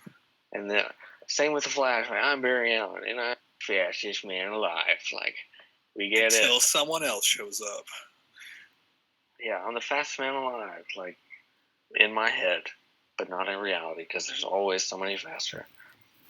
Like Kid Flash and possibly Jesse Quick. Yeah, this conversation is not making me want to go back and watch it. I love Jesse Quick, though. Like, maybe Supergirl. I'll give Supergirl a try. But oh, you should definitely watch Supergirl. That first season's so good. I'm obsessed with like, I wanted to check it out because they had freaking John Jones. You don't like him? No, I love John Jones. Okay, he's good at it. First season was kind of hit or miss, but the second season is good. A lot better. I'd rather, like, if they're going to do shows of comic book stuff, I'd rather it be cartoons, animation. They're more expensive, though, aren't they? I don't know, man. Like I doubt it, because, like, how long did, like, Batman animated and then, like, Justice Cool and Teen Titans and Young Justice, like, when Marvel says that they're going to stop using Ghost Rider because it's too expensive, and then you have to stare at them because you know that they have their own printing press for money. Well, back in the 90s, they had studio houses for animation. Nowadays, it's all 3D, so to go back and try and do 2D again, it's more expensive. I mean, But they had, what was that one? Was it Young Justice I had that was doing really well, and they just axed it? yeah, like it just ended after season 2 with like kind of unresolved storylines, and everybody was pissed. I can attest that Young Justice, which I recently watched because of Wiccan Beyond on the Community, it's really really good. Did you finish it? Yeah, I watched all 2 seasons. So, what do you think of Kid Flash? I thought he was fine, but you have to realize though, like I came into this like I'm not a huge DC fan. So. Yeah, I came into like all of the. Hello, DC. Megan. Yes, I love Hello, Megan. I came into the CW shows with like, you've seen the DC movies, and I've seen Smallville. That's about the most I knew about the DC. Oh, universe. Smallville was the best fucking DC show. Why do you guys think that show lasted so long? That fucking show is a decade long. Because it was good, that's why. I think it was the tease of him being Superman and then never fulfilling that promise. Because when they originally launched the show, they were just like, no, fly, and he's never going to wear the costume. Like that was the thing when they first started, and then at the end they were like, maybe not. And then you got Supergirl on CBS, who like barely shows Superman, and then the second season on CW, like, yeah, here he is. He's actually a really good Superman. I love him. Like there were so many people that wanted Tom Welling to like come back, Superman, and it would have been the shit. I thought he was on some like medical show. I don't know. Once he stopped being Clark Kent, I stopped caring about Tom Welling. He was in what, Cheaper by the Dozen? Yeah, I think so. But Supergirl has had like every conceivable like iterations of Superman mythos in the show, with both Lois and Clark, movie Supergirl, Smallville Supergirl. Wait, like those actors and actresses? Yeah, they've all been on the show. Wild. Oh, I just remembered the other day I watched something that was which characters in Young Justice have and haven't had sex. It was great. You'd like that, Ian. What's up? Sorry. What did you say? I said I watched this video of this guy like figuring out which characters in Young Justice like are still virgins. Okay. And are not virgins anymore. Okay. It was great. Kid Flash is probably the most virgin of all. No, he was living with what's-her-face. Okay. They totally smashed. Oh, Artemis. For like a split second. Yeah. And then they were just like, oh, like in Dick Grayson, like he got around, because of course he did. I think they were just like Connor, Superboy, like he didn't get any.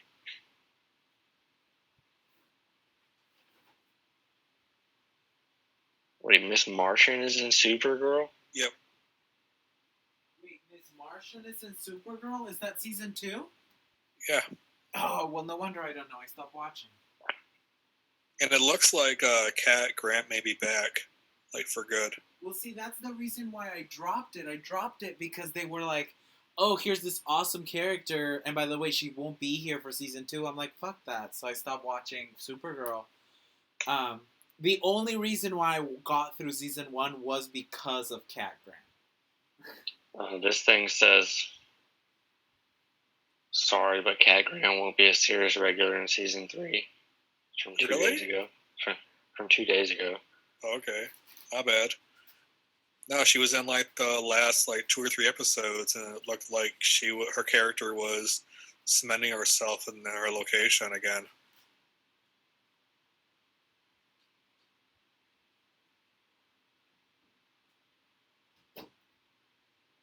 Wait, so that's a negative. When are we gonna get a Power Girl TV show? Well, they already had Supergirl. Not totally the same though.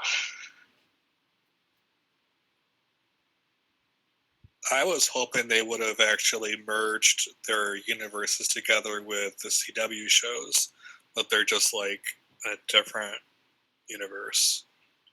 From the movies? No, with the TV shows. Oh. So Jesse Quick is from Earth 2, and then Supergirl is from some other Earth that doesn't even have any of the other superheroes that are in like the Arrowverse. Arrowverse is like 616 universe, whatever they call it, Earth 1, Earth Prime. Yeah. Like there was a lot of people that were bummed that like they didn't like have Grant Gustin as Flash in the Justice League movies and like the DC. I'm so happy that they didn't. I was bummed at first, but now after the latest season, it's like, yeah, maybe he shouldn't be. I don't know if he could actually carry a movie. Like I've said before, like I'm over the man boys. As long as they don't give him that porn stash from Batman v Superman, I'm fine. Oh. You don't like the porn stash?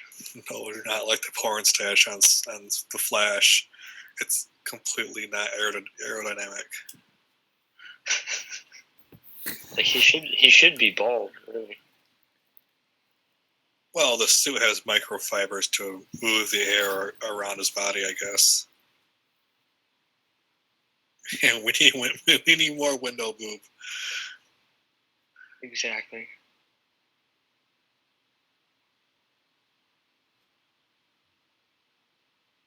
The DC universe is kind of, DOA at this point.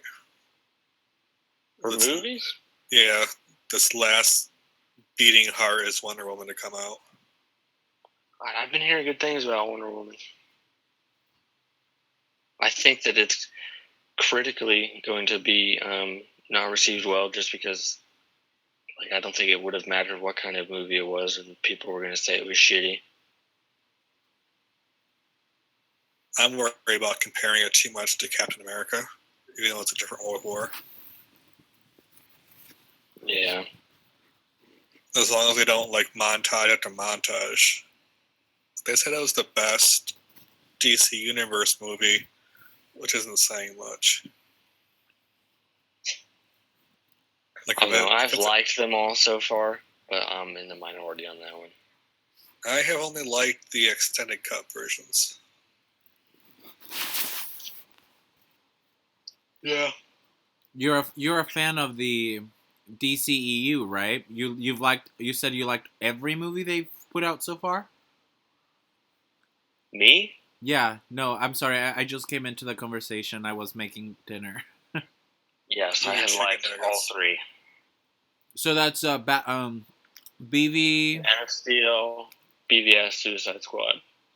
I was a fan of Suicide Squad. I just wish they would have recasted Enchantress. That's just it. Enchantress was just so bad. I don't because I could stare at her all day long. That's not the right reason to cast her, though. Before or after she merged? I just felt that character overall in the movie was a little weird. I don't think it really mattered who the actress was.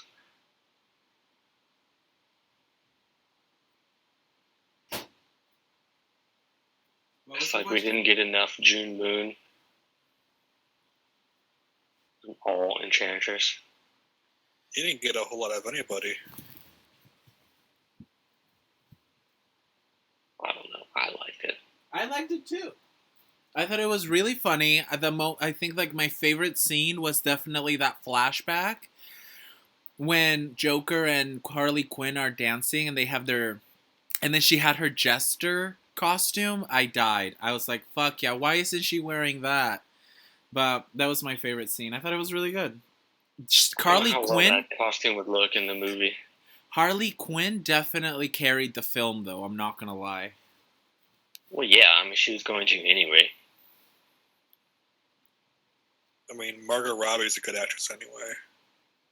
Yeah. And I like didn't. that movie, like she was gonna, like, if the team had a lead, like she was gonna be the lead. That was predetermined. Like the fact that Will Smith was also in it is like Will Smith is just too fucking charismatic. So like he's gonna take some of that shine. They gotta cut out the Rick Flag guy. And probably Jai Courtney's character. Oh man, I wanted to see more of him. Like that was my biggest complaint. I was like, more Boomerang, because he was great. But like, I wondered what that movie would have been like if Tom Hardy had like gone through with playing Flag.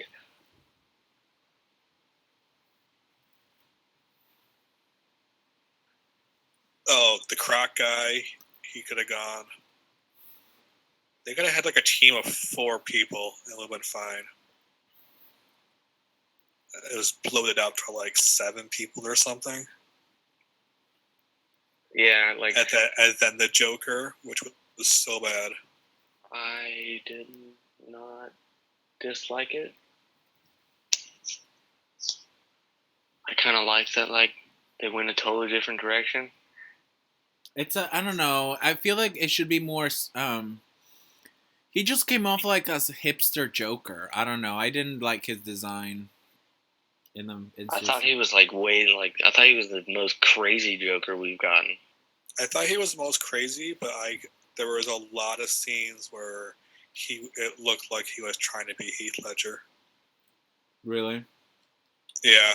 I never got that vibe. Just in the way he was talking. He was really trying to go that far, but it just didn't. Heath Ledger is known as short. Heath Ledger's known as the best Joker, right? That's like a common thing to believe.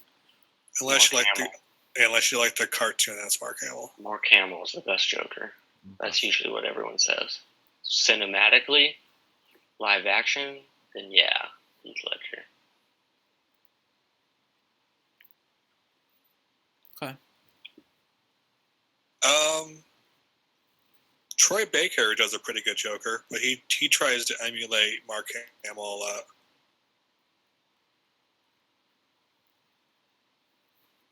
Yeah, I don't know. Like, Mark Hamill is the Joker.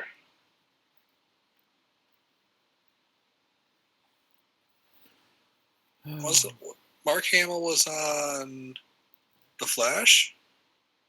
Yeah, he was the trickster. Yeah.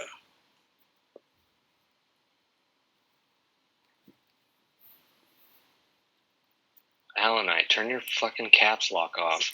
Hey, if you want more Troy Baker being the Joker, watch Twisted Tunes with a Z on YouTube.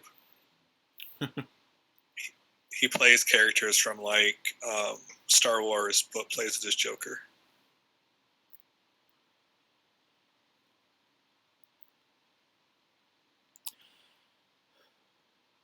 So what else are you guys excited about? Any comics? Any shows? Any movies? Isn't Game of Thrones going to start up soon? Oh, dude. July. We're all Game of Thrones watchers, right? It's safe to say that? Yeah, I am, at least. Yes. Where do you guys see season 7 going? No, 7. Are we on season 7? Yeah, Yeah, we're on there's season 7 and season 8 that ends. And it's only 13 episodes for 2 seasons. So they're going to be a lot shorter. They'll be like, what, Westworld? Was Westworld 8? Westworld is 10. Okay. Then than like Can this end the in Stranger longer Things or episodes? OA.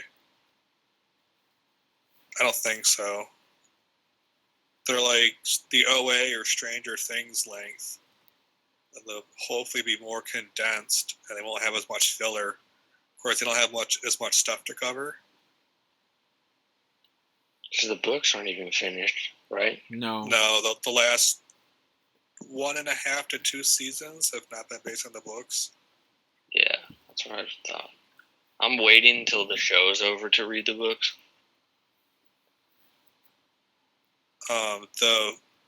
There was a rumor that the next book was supposed to come out in March because of the pre-order date on Amazon's UK site, but that ended up not happening. Basically, the last book that came out was in 2011, which was about the same time around when the show started. Oh my God, Sean! Did you know that Game of Thrones is a series that's as old as us? I think it's as old as me or older. From like the books? Yeah, I did not know that. Yeah. The books are from '96, yeah, I think. He writes really slow. He's a Discovery writer, so when you're writing books of that magnitude, it takes a long ass time. Yeah, those books are like, they're a few hundred pages. 4 and 5 was originally one book, and then he had to split it up. So but yeah, this season, I think Cersei will, as the Game of Thrones TV show formula continues, Cersei will be the big bad. There'll be certain alliances made, probably a lot of world hopping, and with people moving around in unusual time frames to talk to each other. Okay. And from the previews, it looks like the North side is just going to ignore the throne. So that leaves the Iron Islands and Daenerys and Cersei to fight it out. Oh, and the Sand Snakes. But they'll probably end up killing Cersei at the end of this season, and then they'll focus on the last 7 episodes, whatever, for season 6 of Jon Snow coming back after his failure fighting the White Walkers, saying, "Can you guys help me?"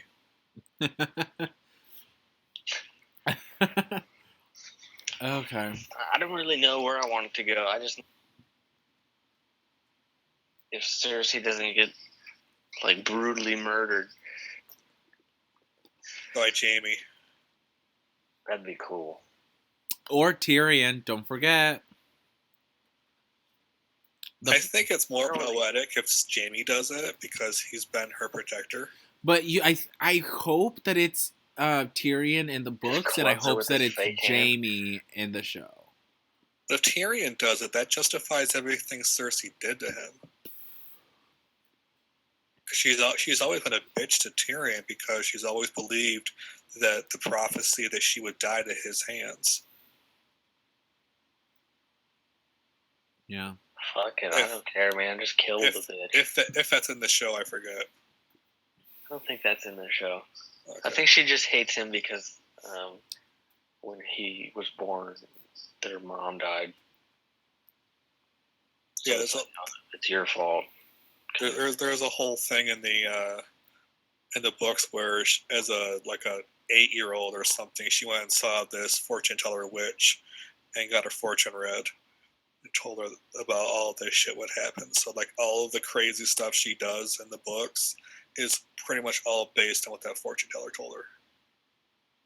Which it ties into a lot of the themes in Game of Thrones, the books, of prophecy and how it can lead people to do stuff they normally wouldn't, or it makes people do stuff they wouldn't just to avoid the prophecy. And it can all be bullshit anyway. And I think that's completely lost in the show.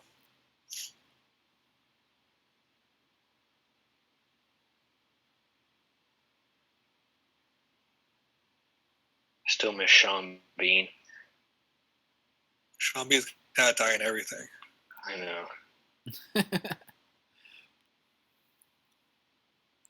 Out of all the characters that have died on the show, who would you bring back? Huh. I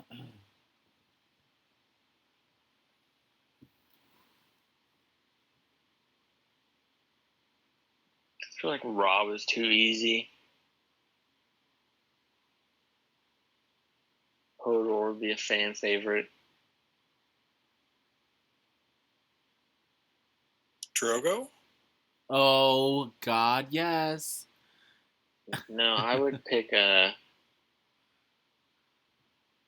what the fuck is his name? It's The hard to Viper. remember who all died because a lot of characters Okay, in the I show would are just bring. forgotten about. I would bring what back. the hell was the Viper's name? The bisexual, right? My favorite. The Prince. His name is Martell? Oberyn Martell. Yeah. I'd probably bring him back. He was badass. I would bring back Marjorie because I feel like that fucking death was so fucked. She deserved better than that. I would bring back Marjorie.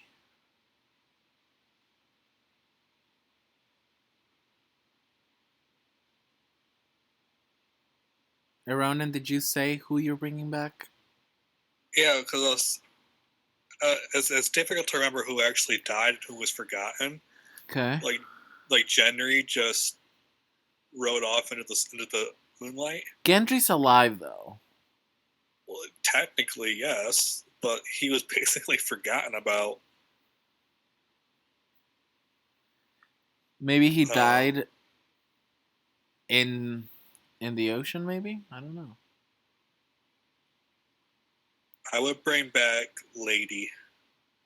Yeah, Lady got fucked for no reason. Just so Sansa could be like a total badass with Oh my God. a wolf. I would bring back Shaggy Dog. Poor Shaggy Dog. He died, right? Yeah, he's dead. All of them are dead except for Nymeria. Shaggy Dog. I forget if Ghost is still alive in the books. I don't know. In the show, he was like a fucking champ. There was rumors that Robb Stark actually warged into his wolf, Grey Wind, when he died, so that when Grey Wind attacked everybody, it was actually Robb attacking everyone. So Robb died twice. That's the rumor. Wow. I thought, wasn't he just like killed in his pen? Maybe. I think in the books, the dog may have gone on a rampage before they finally killed it. Okay. Yeah, because I could have sworn that in the show anyway, like. Hello? Hello? Hello? There you are. Sorry. Seemed like you cut out and weren't coming back. There, Ronan? I'm here. Oh, cool. You guys were saying? I don't remember dogs. Yeah, I really hope that one of these next two seasons that Arya finds Nymeria, because that would be awesome. They haven't really followed up with Nymeria in the show like they have in the books. Because in the books, they're like, she basically has this pack of hundreds of wolves with her, and she's just going around the Riverlands, just murdering everyone. Badass. So for Arya to come back and then find her dog like that, and then try to calm her down, then Arya would be twice as badass. Maybe that's who I want to kill. Fucking Cersei is Arya. You want Arya to kill Cersei? That'd be fucking cool. She is on the list, isn't she? Oh yeah, isn't she like at the top of the fucking list? Yeah, I forget her entire list, or if she had forgotten the list at one point, because the whole thing was for her to forget about her past and who she was as Arya. But then in the show, she just ended up becoming a faceless person anyway and go murder hobo, feeding Walter Frey a pie of his own sons. Yeah, that was one of the coolest things ever.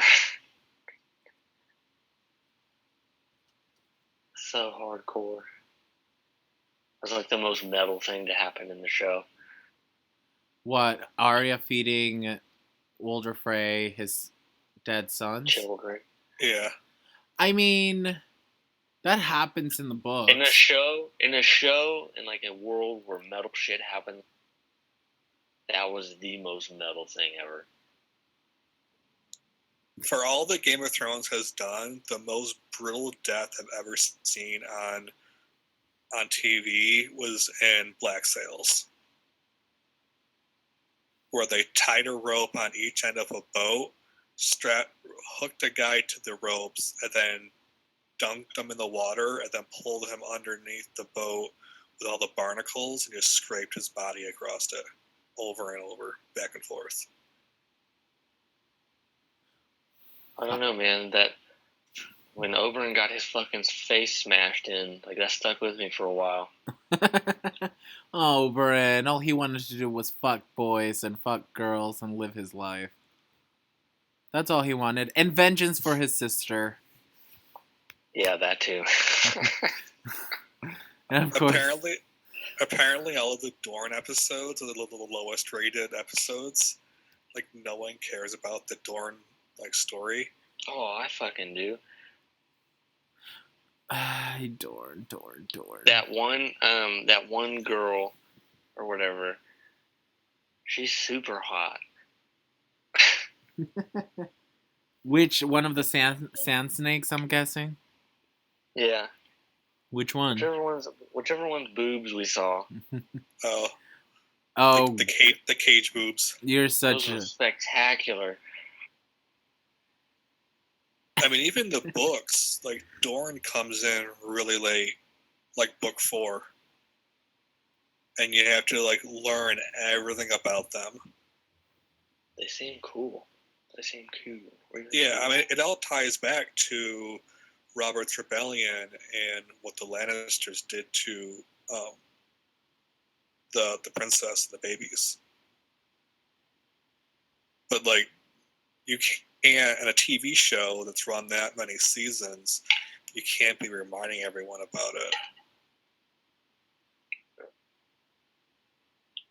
Yeah, I remember when I first watched the show, when it was first coming out, and that whole first season just being lost the whole time. It's who's that again? Why do we not like them? What's their beef with each other? The whole season, but still enjoying myself the whole time.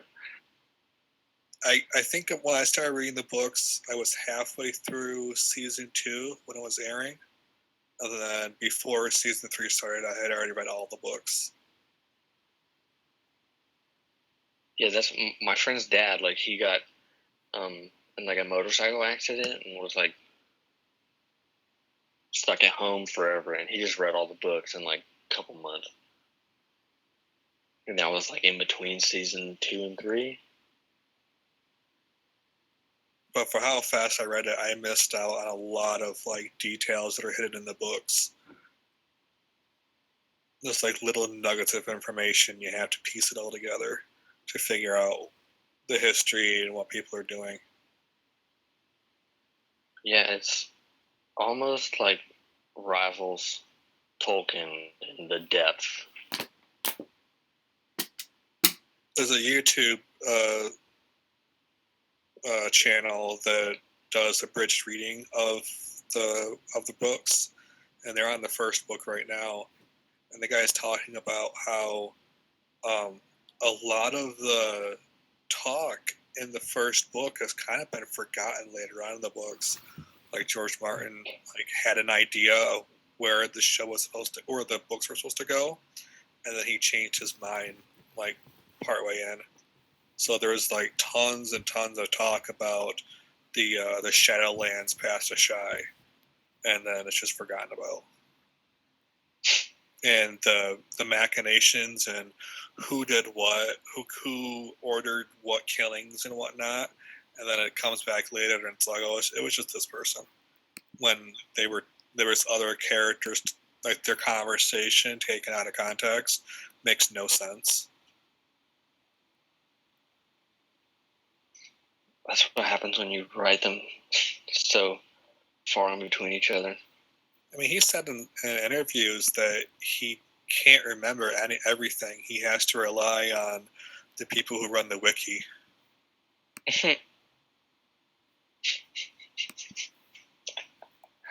That's hysterical. I mean, you do need if you're writing multiple books, you need your own Bible to like for all the references that you've made. Because you'll just forget about it after a couple of years if you're taking a break or something. Oh yeah, I mean, like every time the new season starts, like I forget stuff that like happened in the last one. I gotta like have my memory jogged.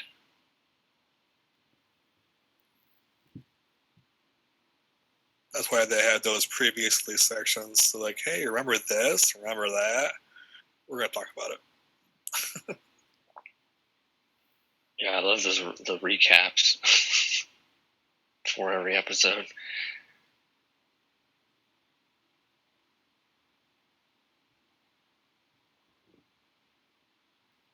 How did this go from X-Men to Game of Thrones? I have no idea. Science. What about let's bring it back to comics and talk about The Walking Dead. Who's watching The Walking Dead right now? No, I quit.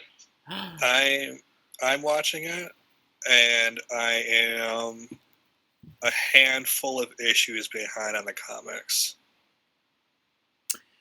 So, why did you quit, Sean? It's got like really boring for me.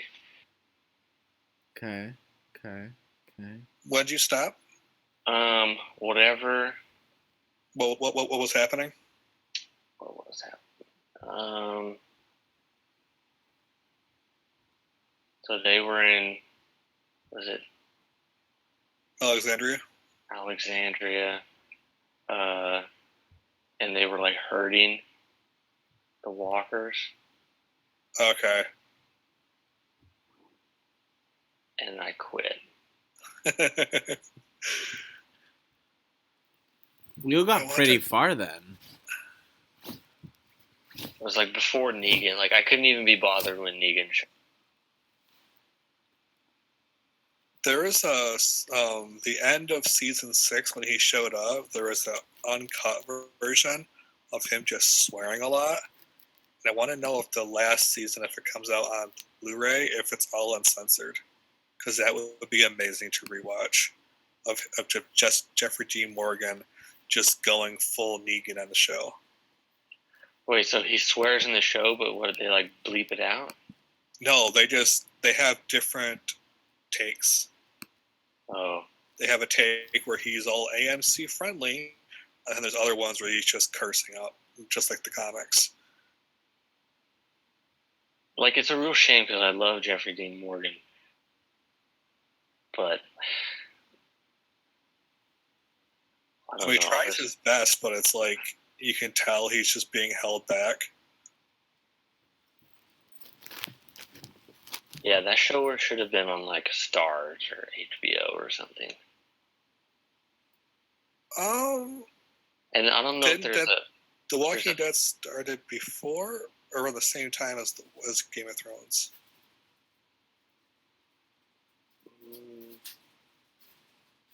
I think after. I want to say after. I forget what season The Walking Dead's on. But I hate Carl so much. Kill that little bastard. The age difference, like the storylines that they try to transfer from the comics into the show doesn't work because of his age. When a 8-year-old does something, you have a different response than when a 16-year-old does it. Because he's like a teen now in the comics, right? They had a time jump of like 2 years. He's around like 15 or something, but the actor is like 19. And by the time they actually get to that time jump in the show, he's gonna be in his 20s. And the stuff that was going on in the comics is not going to make any sense. I tried reading the comics. I think I jumped on at that time jump. Yeah, Negan was in the comics. Negan was the turning point for the comics of going in a different direction. Of not just, here's the big bad, we have to kill the big bad. Basically, the Game of Thrones TV show formula. It was more about, what are we going to do after? And we can't just be killers all the time. But in the TV show, you've got fucking 70 IQ Daryl shooting RPGs into a lake to start a fire that you dumped all of your gasoline into to attract zombies. What are you thinking?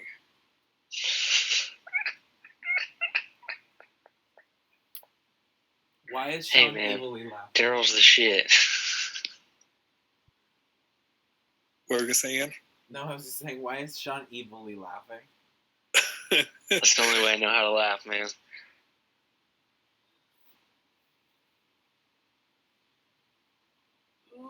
But yeah, I don't like think... in comics wise, it was just kind of like the off for being dropped. Like that's why I stopped reading it. I read it for like 6 or 7 months. I stopped shortly after Negan showed up in the comics, and then the show caught up, and then I was really disappointed with the show, and so I went back and caught it back up with the comics. And it's a lot better than the show. Like I'll probably go back at some point and read the comics from the start, but I don't want those like omnibuses, because those are just like a pain in the ass to read. Because they're so big, or?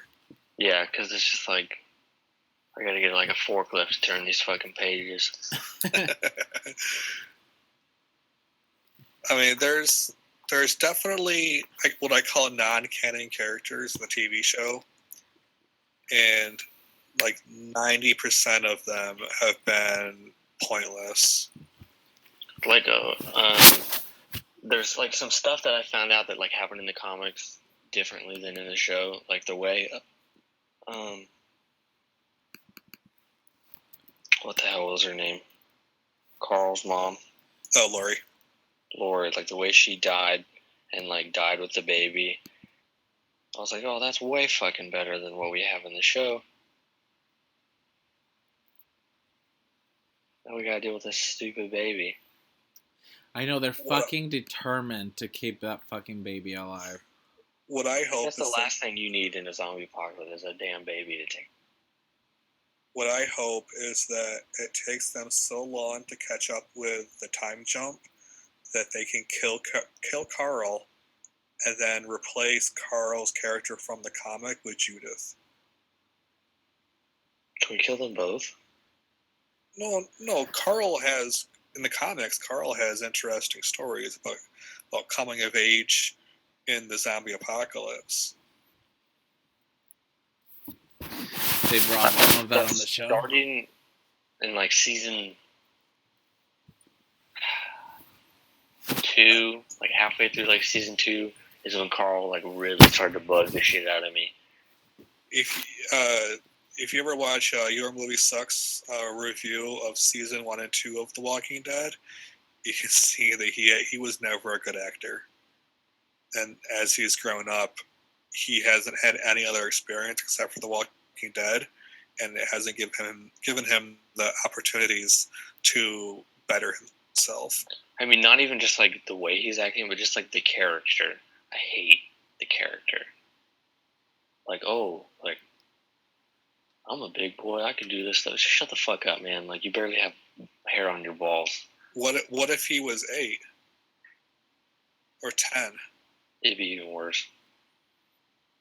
If he was like showing up to Negan's place with an R15 and gunning down people as a 10-year-old.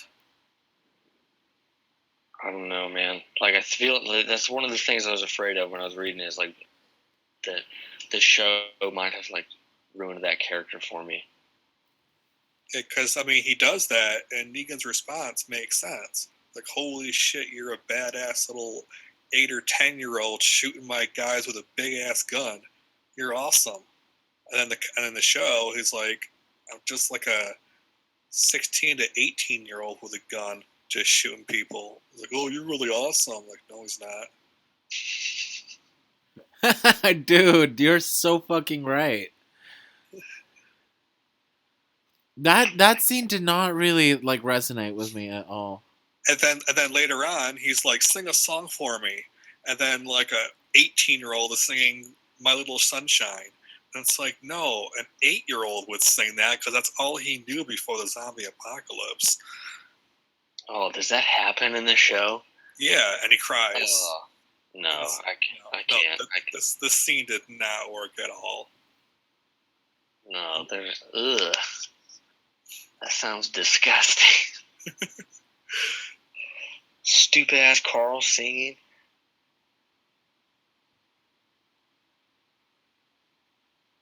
Why couldn't Negan have brained him instead?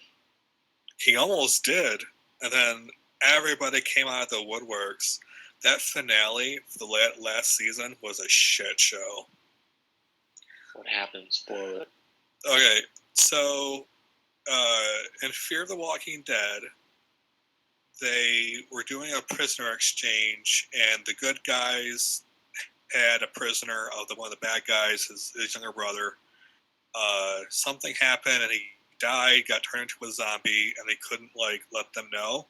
So they put a hood over his head and sent him back, and zombie little brother attacked the bad guys, and they were able to get away and have their prisoner exchange.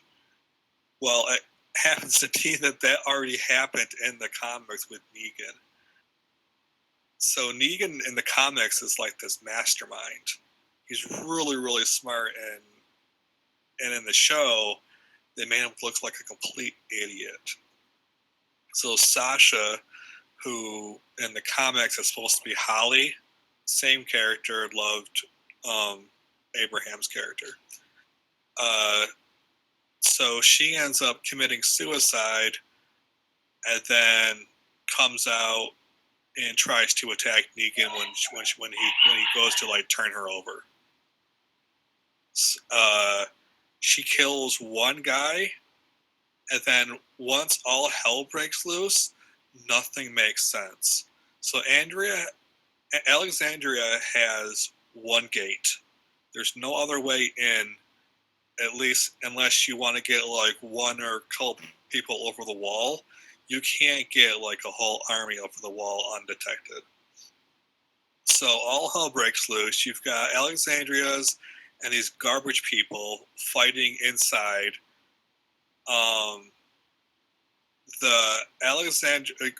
Rick's group retreats into Alexandria and then get ambushed by Negan's men, who were at the gate. They somehow went into the city and ambushed them around there. Then, as Negan is about to kill Carl, the other communities ambush them from everywhere. Like, where there is one gate, how did you all come in from every direction inside this town? And then it's been established throughout multiple seasons of The Walking Dead that zombies are attracted to noise, especially gunfire. There was a shit ton of gunfire. As soon as Sasha's zombie chewed on one guy's face, she wandered off into the woods. And you can't see me, but I'm shrugging. What the fuck? Like, Yeah, I'm really glad I stopped watching. like Scott M. Gimple is a terrible writer. He's such a fucking hack. Is there anything with like Kirkman saying that like he's pleased with the show or not pleased with the show? I'm sure he's pleased with his paycheck. Yeah. I mean, Kirkman's been more hands-on just to rein in these other writers who want to go off and tell their own story. Like, he's been on there to rein them in towards moving towards the comics. But they have moved so far away and introduced so many side characters and non-canon characters, and then not killing them off, that the cast is bloated. And they can't tell new stories with new characters because there's no one left. Like, you read the comics or no? You know about Heath, black guy with dreads? No, that doesn't ring a bell. Okay, so he's an original Alexandria person. His character and his entire story was pretty much given to one of the governor's lackeys. I forget Tara. I always want to say her actress's name. So they gave it to Tara. So they make the doctor a lesbian, so that Tara can be in love with her. Even though in the comics it's Heath who's in love with her and has to deal with the loss. So right away, like, his storyline in there has been given away to somebody else. And then in the last season, he just disappeared. He pulled a Gendry, and just disappeared off the show, and they haven't said where he is, if they even remember where he went. So they've got all of these characters who won't die, or can't die because they have plot armor, like Daryl and Carol. and Carol. But, like, nobody wants Carol to die, though. Carol's awesome. Carol's the only reason why I still watch The Walking Dead. The moment The Walking Dead kills Carol, I am jumping off, like... I don't know. I'm jumping off. Just gonna jump off your bed. Yes. Like, seriously, in all honesty, Carol's the only thing that's kept me watching all this stuff.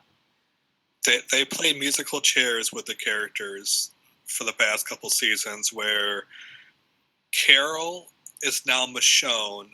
Michonne is now Andrea, but they have to introduce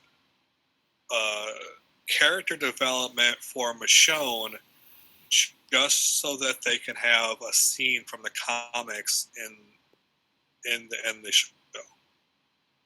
So she's all about being a samurai and using her katana, but all of a sudden she wants to pick up a gun, and she's really, really bad at it, like worse than anybody. And as a practical person in a survival situation, I'm like, bitch, you're wasting bullets.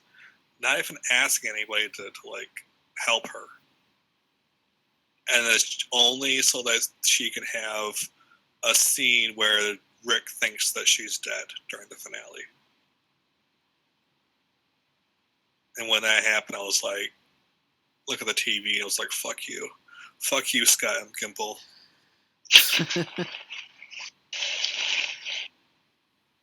Sounds like a total train wreck. What is good on TV right now? Mr. Sports. Robot.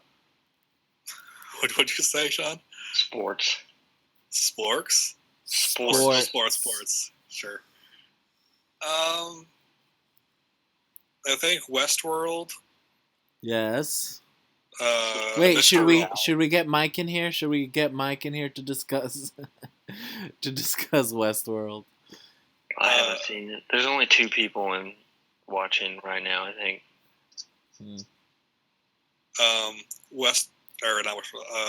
Mr. Robot. One of them's me. I think the other one's me. Should we end the stream? I don't know. It's a chill stream. Who cares if it's live? Let's just chat. They have a huge ass VOD on YouTube. Okay. Should be fun. Then there's stuff that's coming up on like Netflix that is really good, like the OA and Stranger Things. Wait, okay, so the OA season 2, when is that shit happening? Because that shit was good. Oh, I have no idea. Was some Wait, what show? The OA is from the creative team from Another Earth and I Origin. It's got Brett Marling in it. She's really good. that is like some serious food for the brain. Like that show is just exquisite to me.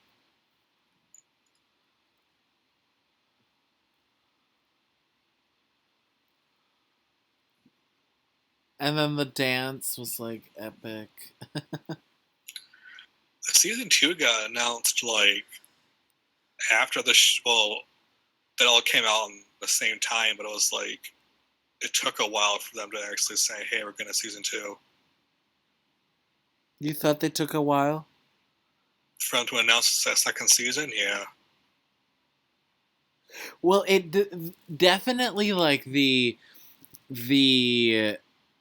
hype train that happened for Stranger Things happened for the OA, but it just took a little bit longer to take like momentum because I feel like people were kind of still stuck on Stranger Things. But And the OA was a bit more difficult to get into. It was more cerebral. yeah, It was kind of confusing. But only thing that the Wikipedia says is that it got renewed in February. when was So- it? When was it released? December 2016. So Oh, it took oh wow. Then it did took- take a while. almost 2 months for them to come back and say, "Yeah, get it second season." That's. I mean, to be honest, I highly doubt they were expecting to get. I feel like it was definitely a surprise for them and not an expectation, so that's nice. Because didn't Britt Marling say, like, we weren't expecting it to get this popular or whatever?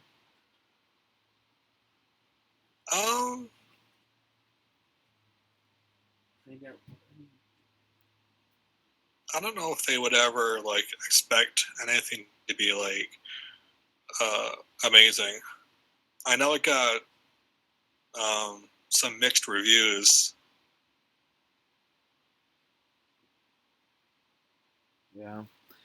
What about you, Sean? What's good on TV on your end? Don't say sports.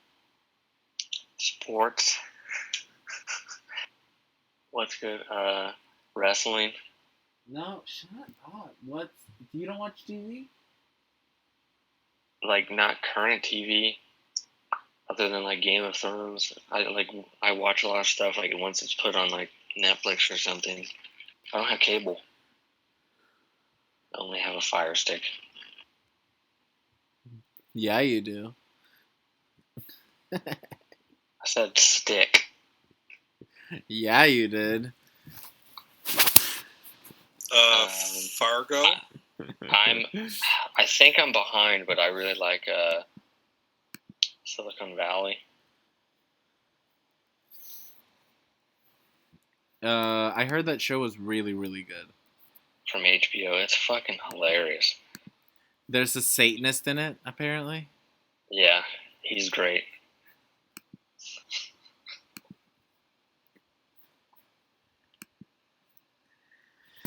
Was it like Kirk watching Preacher, or was everyone on YMB watching it? Oh, everybody was watching it. That show was really good for what it was. I still haven't started it.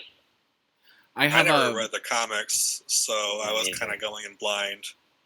I have a pop vinyl doll of R's face.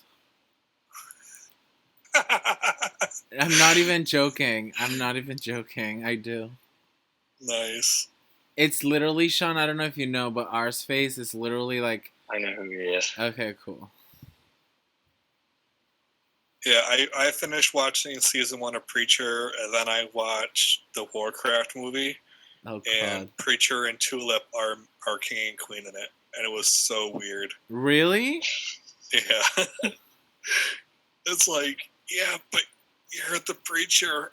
It's really weird. Like both of you are in the same movie. That's hysterical. That's how it was when I watched Age of Ultron and Godzilla. Like those were around the same time. It's like here you're married and here you're brother and sister.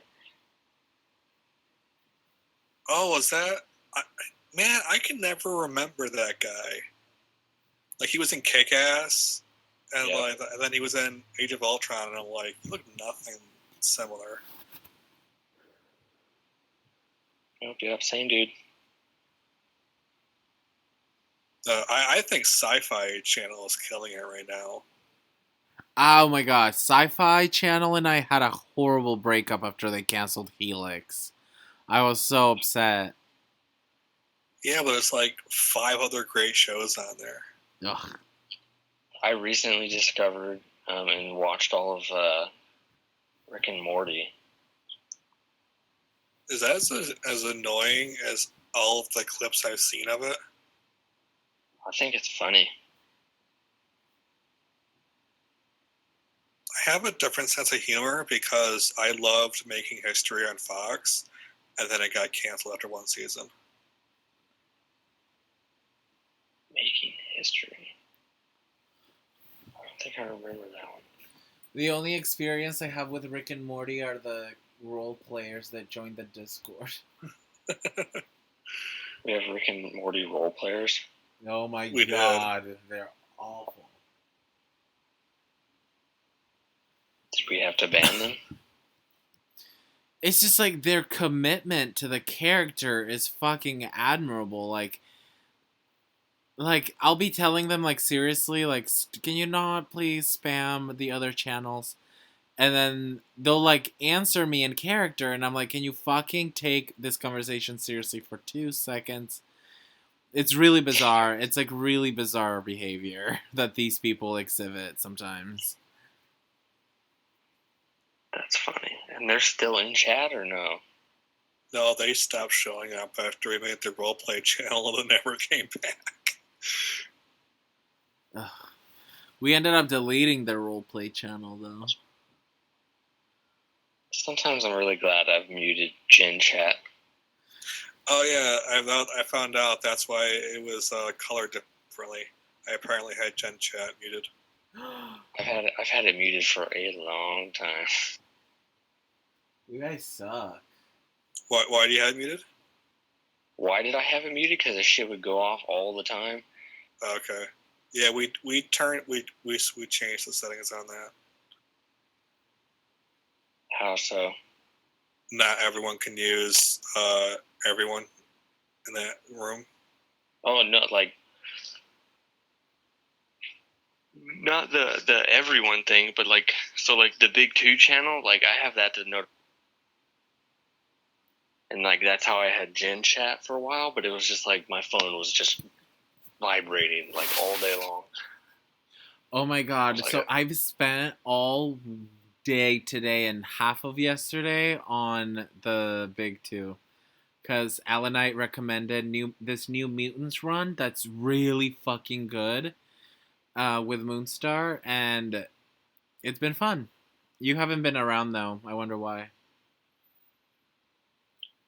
This is like I tolerate you at best.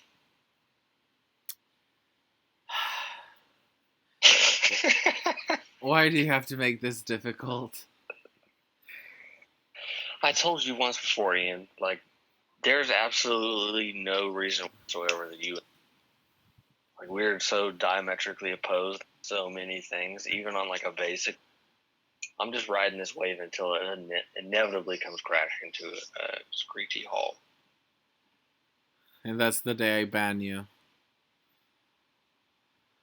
Oh no, I'll just leave. I'll ban you before you leave. I mean, You can't ban me, I quit. that's pretty much, yeah. I'm going to take the Rob Liefeld approach to this, and I wasn't fired, I quit. Right. Well, this was a long ass fucking stream. It was. It was. I mean, this is nothing. I mean, to be honest with you, Sean and I have conversations sometimes that are like 6 hours long. It's really sad. Yeah, like we joke that YMB is sure, but it's like the most put together of any of the streams that we do. Well, Ox and Luke have a pretty good. I know. There's finally format. a show that I am not in. Which They is, have a show? yeah, it's called Roomies and Movies. Yep. They have one or two picks of movies and TV episodes, and then they each one suggest the other, so it's new for at least one of them or both of them. That's cool. And they used to be roomies, so they have a very Ian and Sean relationship of fighting with each other. It's great. Except with the exception that he's actually very respectful of Ox, unlike someone I know. I'm sorry, Ian. You just have a lot of very bad opinion. Fuck you, so do you. And you just got done telling me, like, there's absolutely no reason we should be friends. I was like, who says that to someone? Like, what kind of horrible, terrible human being says that to someone? I mean, I'm fucking just tell saying, me. like, under most circumstances, like, we wouldn't be friends, but somehow the stars aligned, and we are. The stars, Savannah and Kirk. They're stars.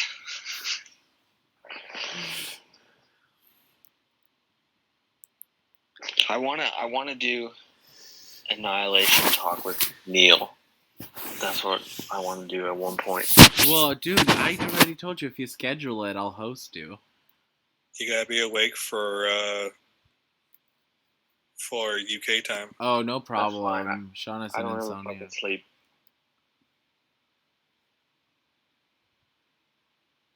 Yeah, so like I'll have to talk to Neil. So I think, Aronan, that we finally hit our requirement of time for the month. Well, you gotta keep it up for sure. What are we talking about? Nothing. Trying to get trying to get into the affiliate program for Twitch. What does that get you? Currently, it allows people to cheer bits to the channel, so that CBB will have an income. And then in the future, hopefully, we can get a subscription button, and we get our own custom emote for our channel, so we can have a "So Good" emote with a little bell, and then anytime someone says "So Good" on the show, right, the shows, everybody in chat can spam the emote. Oh, good spam. Yeah, spamming the emotes. And then also in the future would also give affiliates ad revenue. Yes. All that ad revenue. So, well, it was a pleasure talking to you guys. Yes, likewise. Wait, who's leaving? Somebody's leaving? All of us. All of us, I guess. I have to leave. I have to go mod. Ugh, I have to leave. I have to go to the bathroom. I Sorry. gotta go eat. I gotta go eat more food. Okay, well, do you guys want to say where people can find you to the people that are not watching? Oh, they can find out on YouTube if they watch the VOD there. Should we send this off to Kirk's channel or no, Aronan? Yeah, sure. It's up to you. Okay. I think we should. It was fine. If people are bored enough to listen to the ramblings of two nerds, I guess. Maybe like an ASMR kind of deal. Dude, we rant about TV shows and comics, and people fall asleep. No, nothing about this conversation was soothing. Actually, Not for you. this is the most civil you've ever been. Then again, that's relative, but this is like the most human you've acted with me in forever. Because he's got someone to agree with. Because you have like zero input. Well, at this point, I just let you like dig your own grave, and then if that means us getting along, then I guess I'll let you take the sacrifice. I don't know how I'm digging my own grave, but whatever makes me happy, I guess. Yes, exactly. Where did Alan Knight go? Even he had to bail. I love Hello Megan. He makes me want to watch Young Justice right now. Okay, so good night, everyone.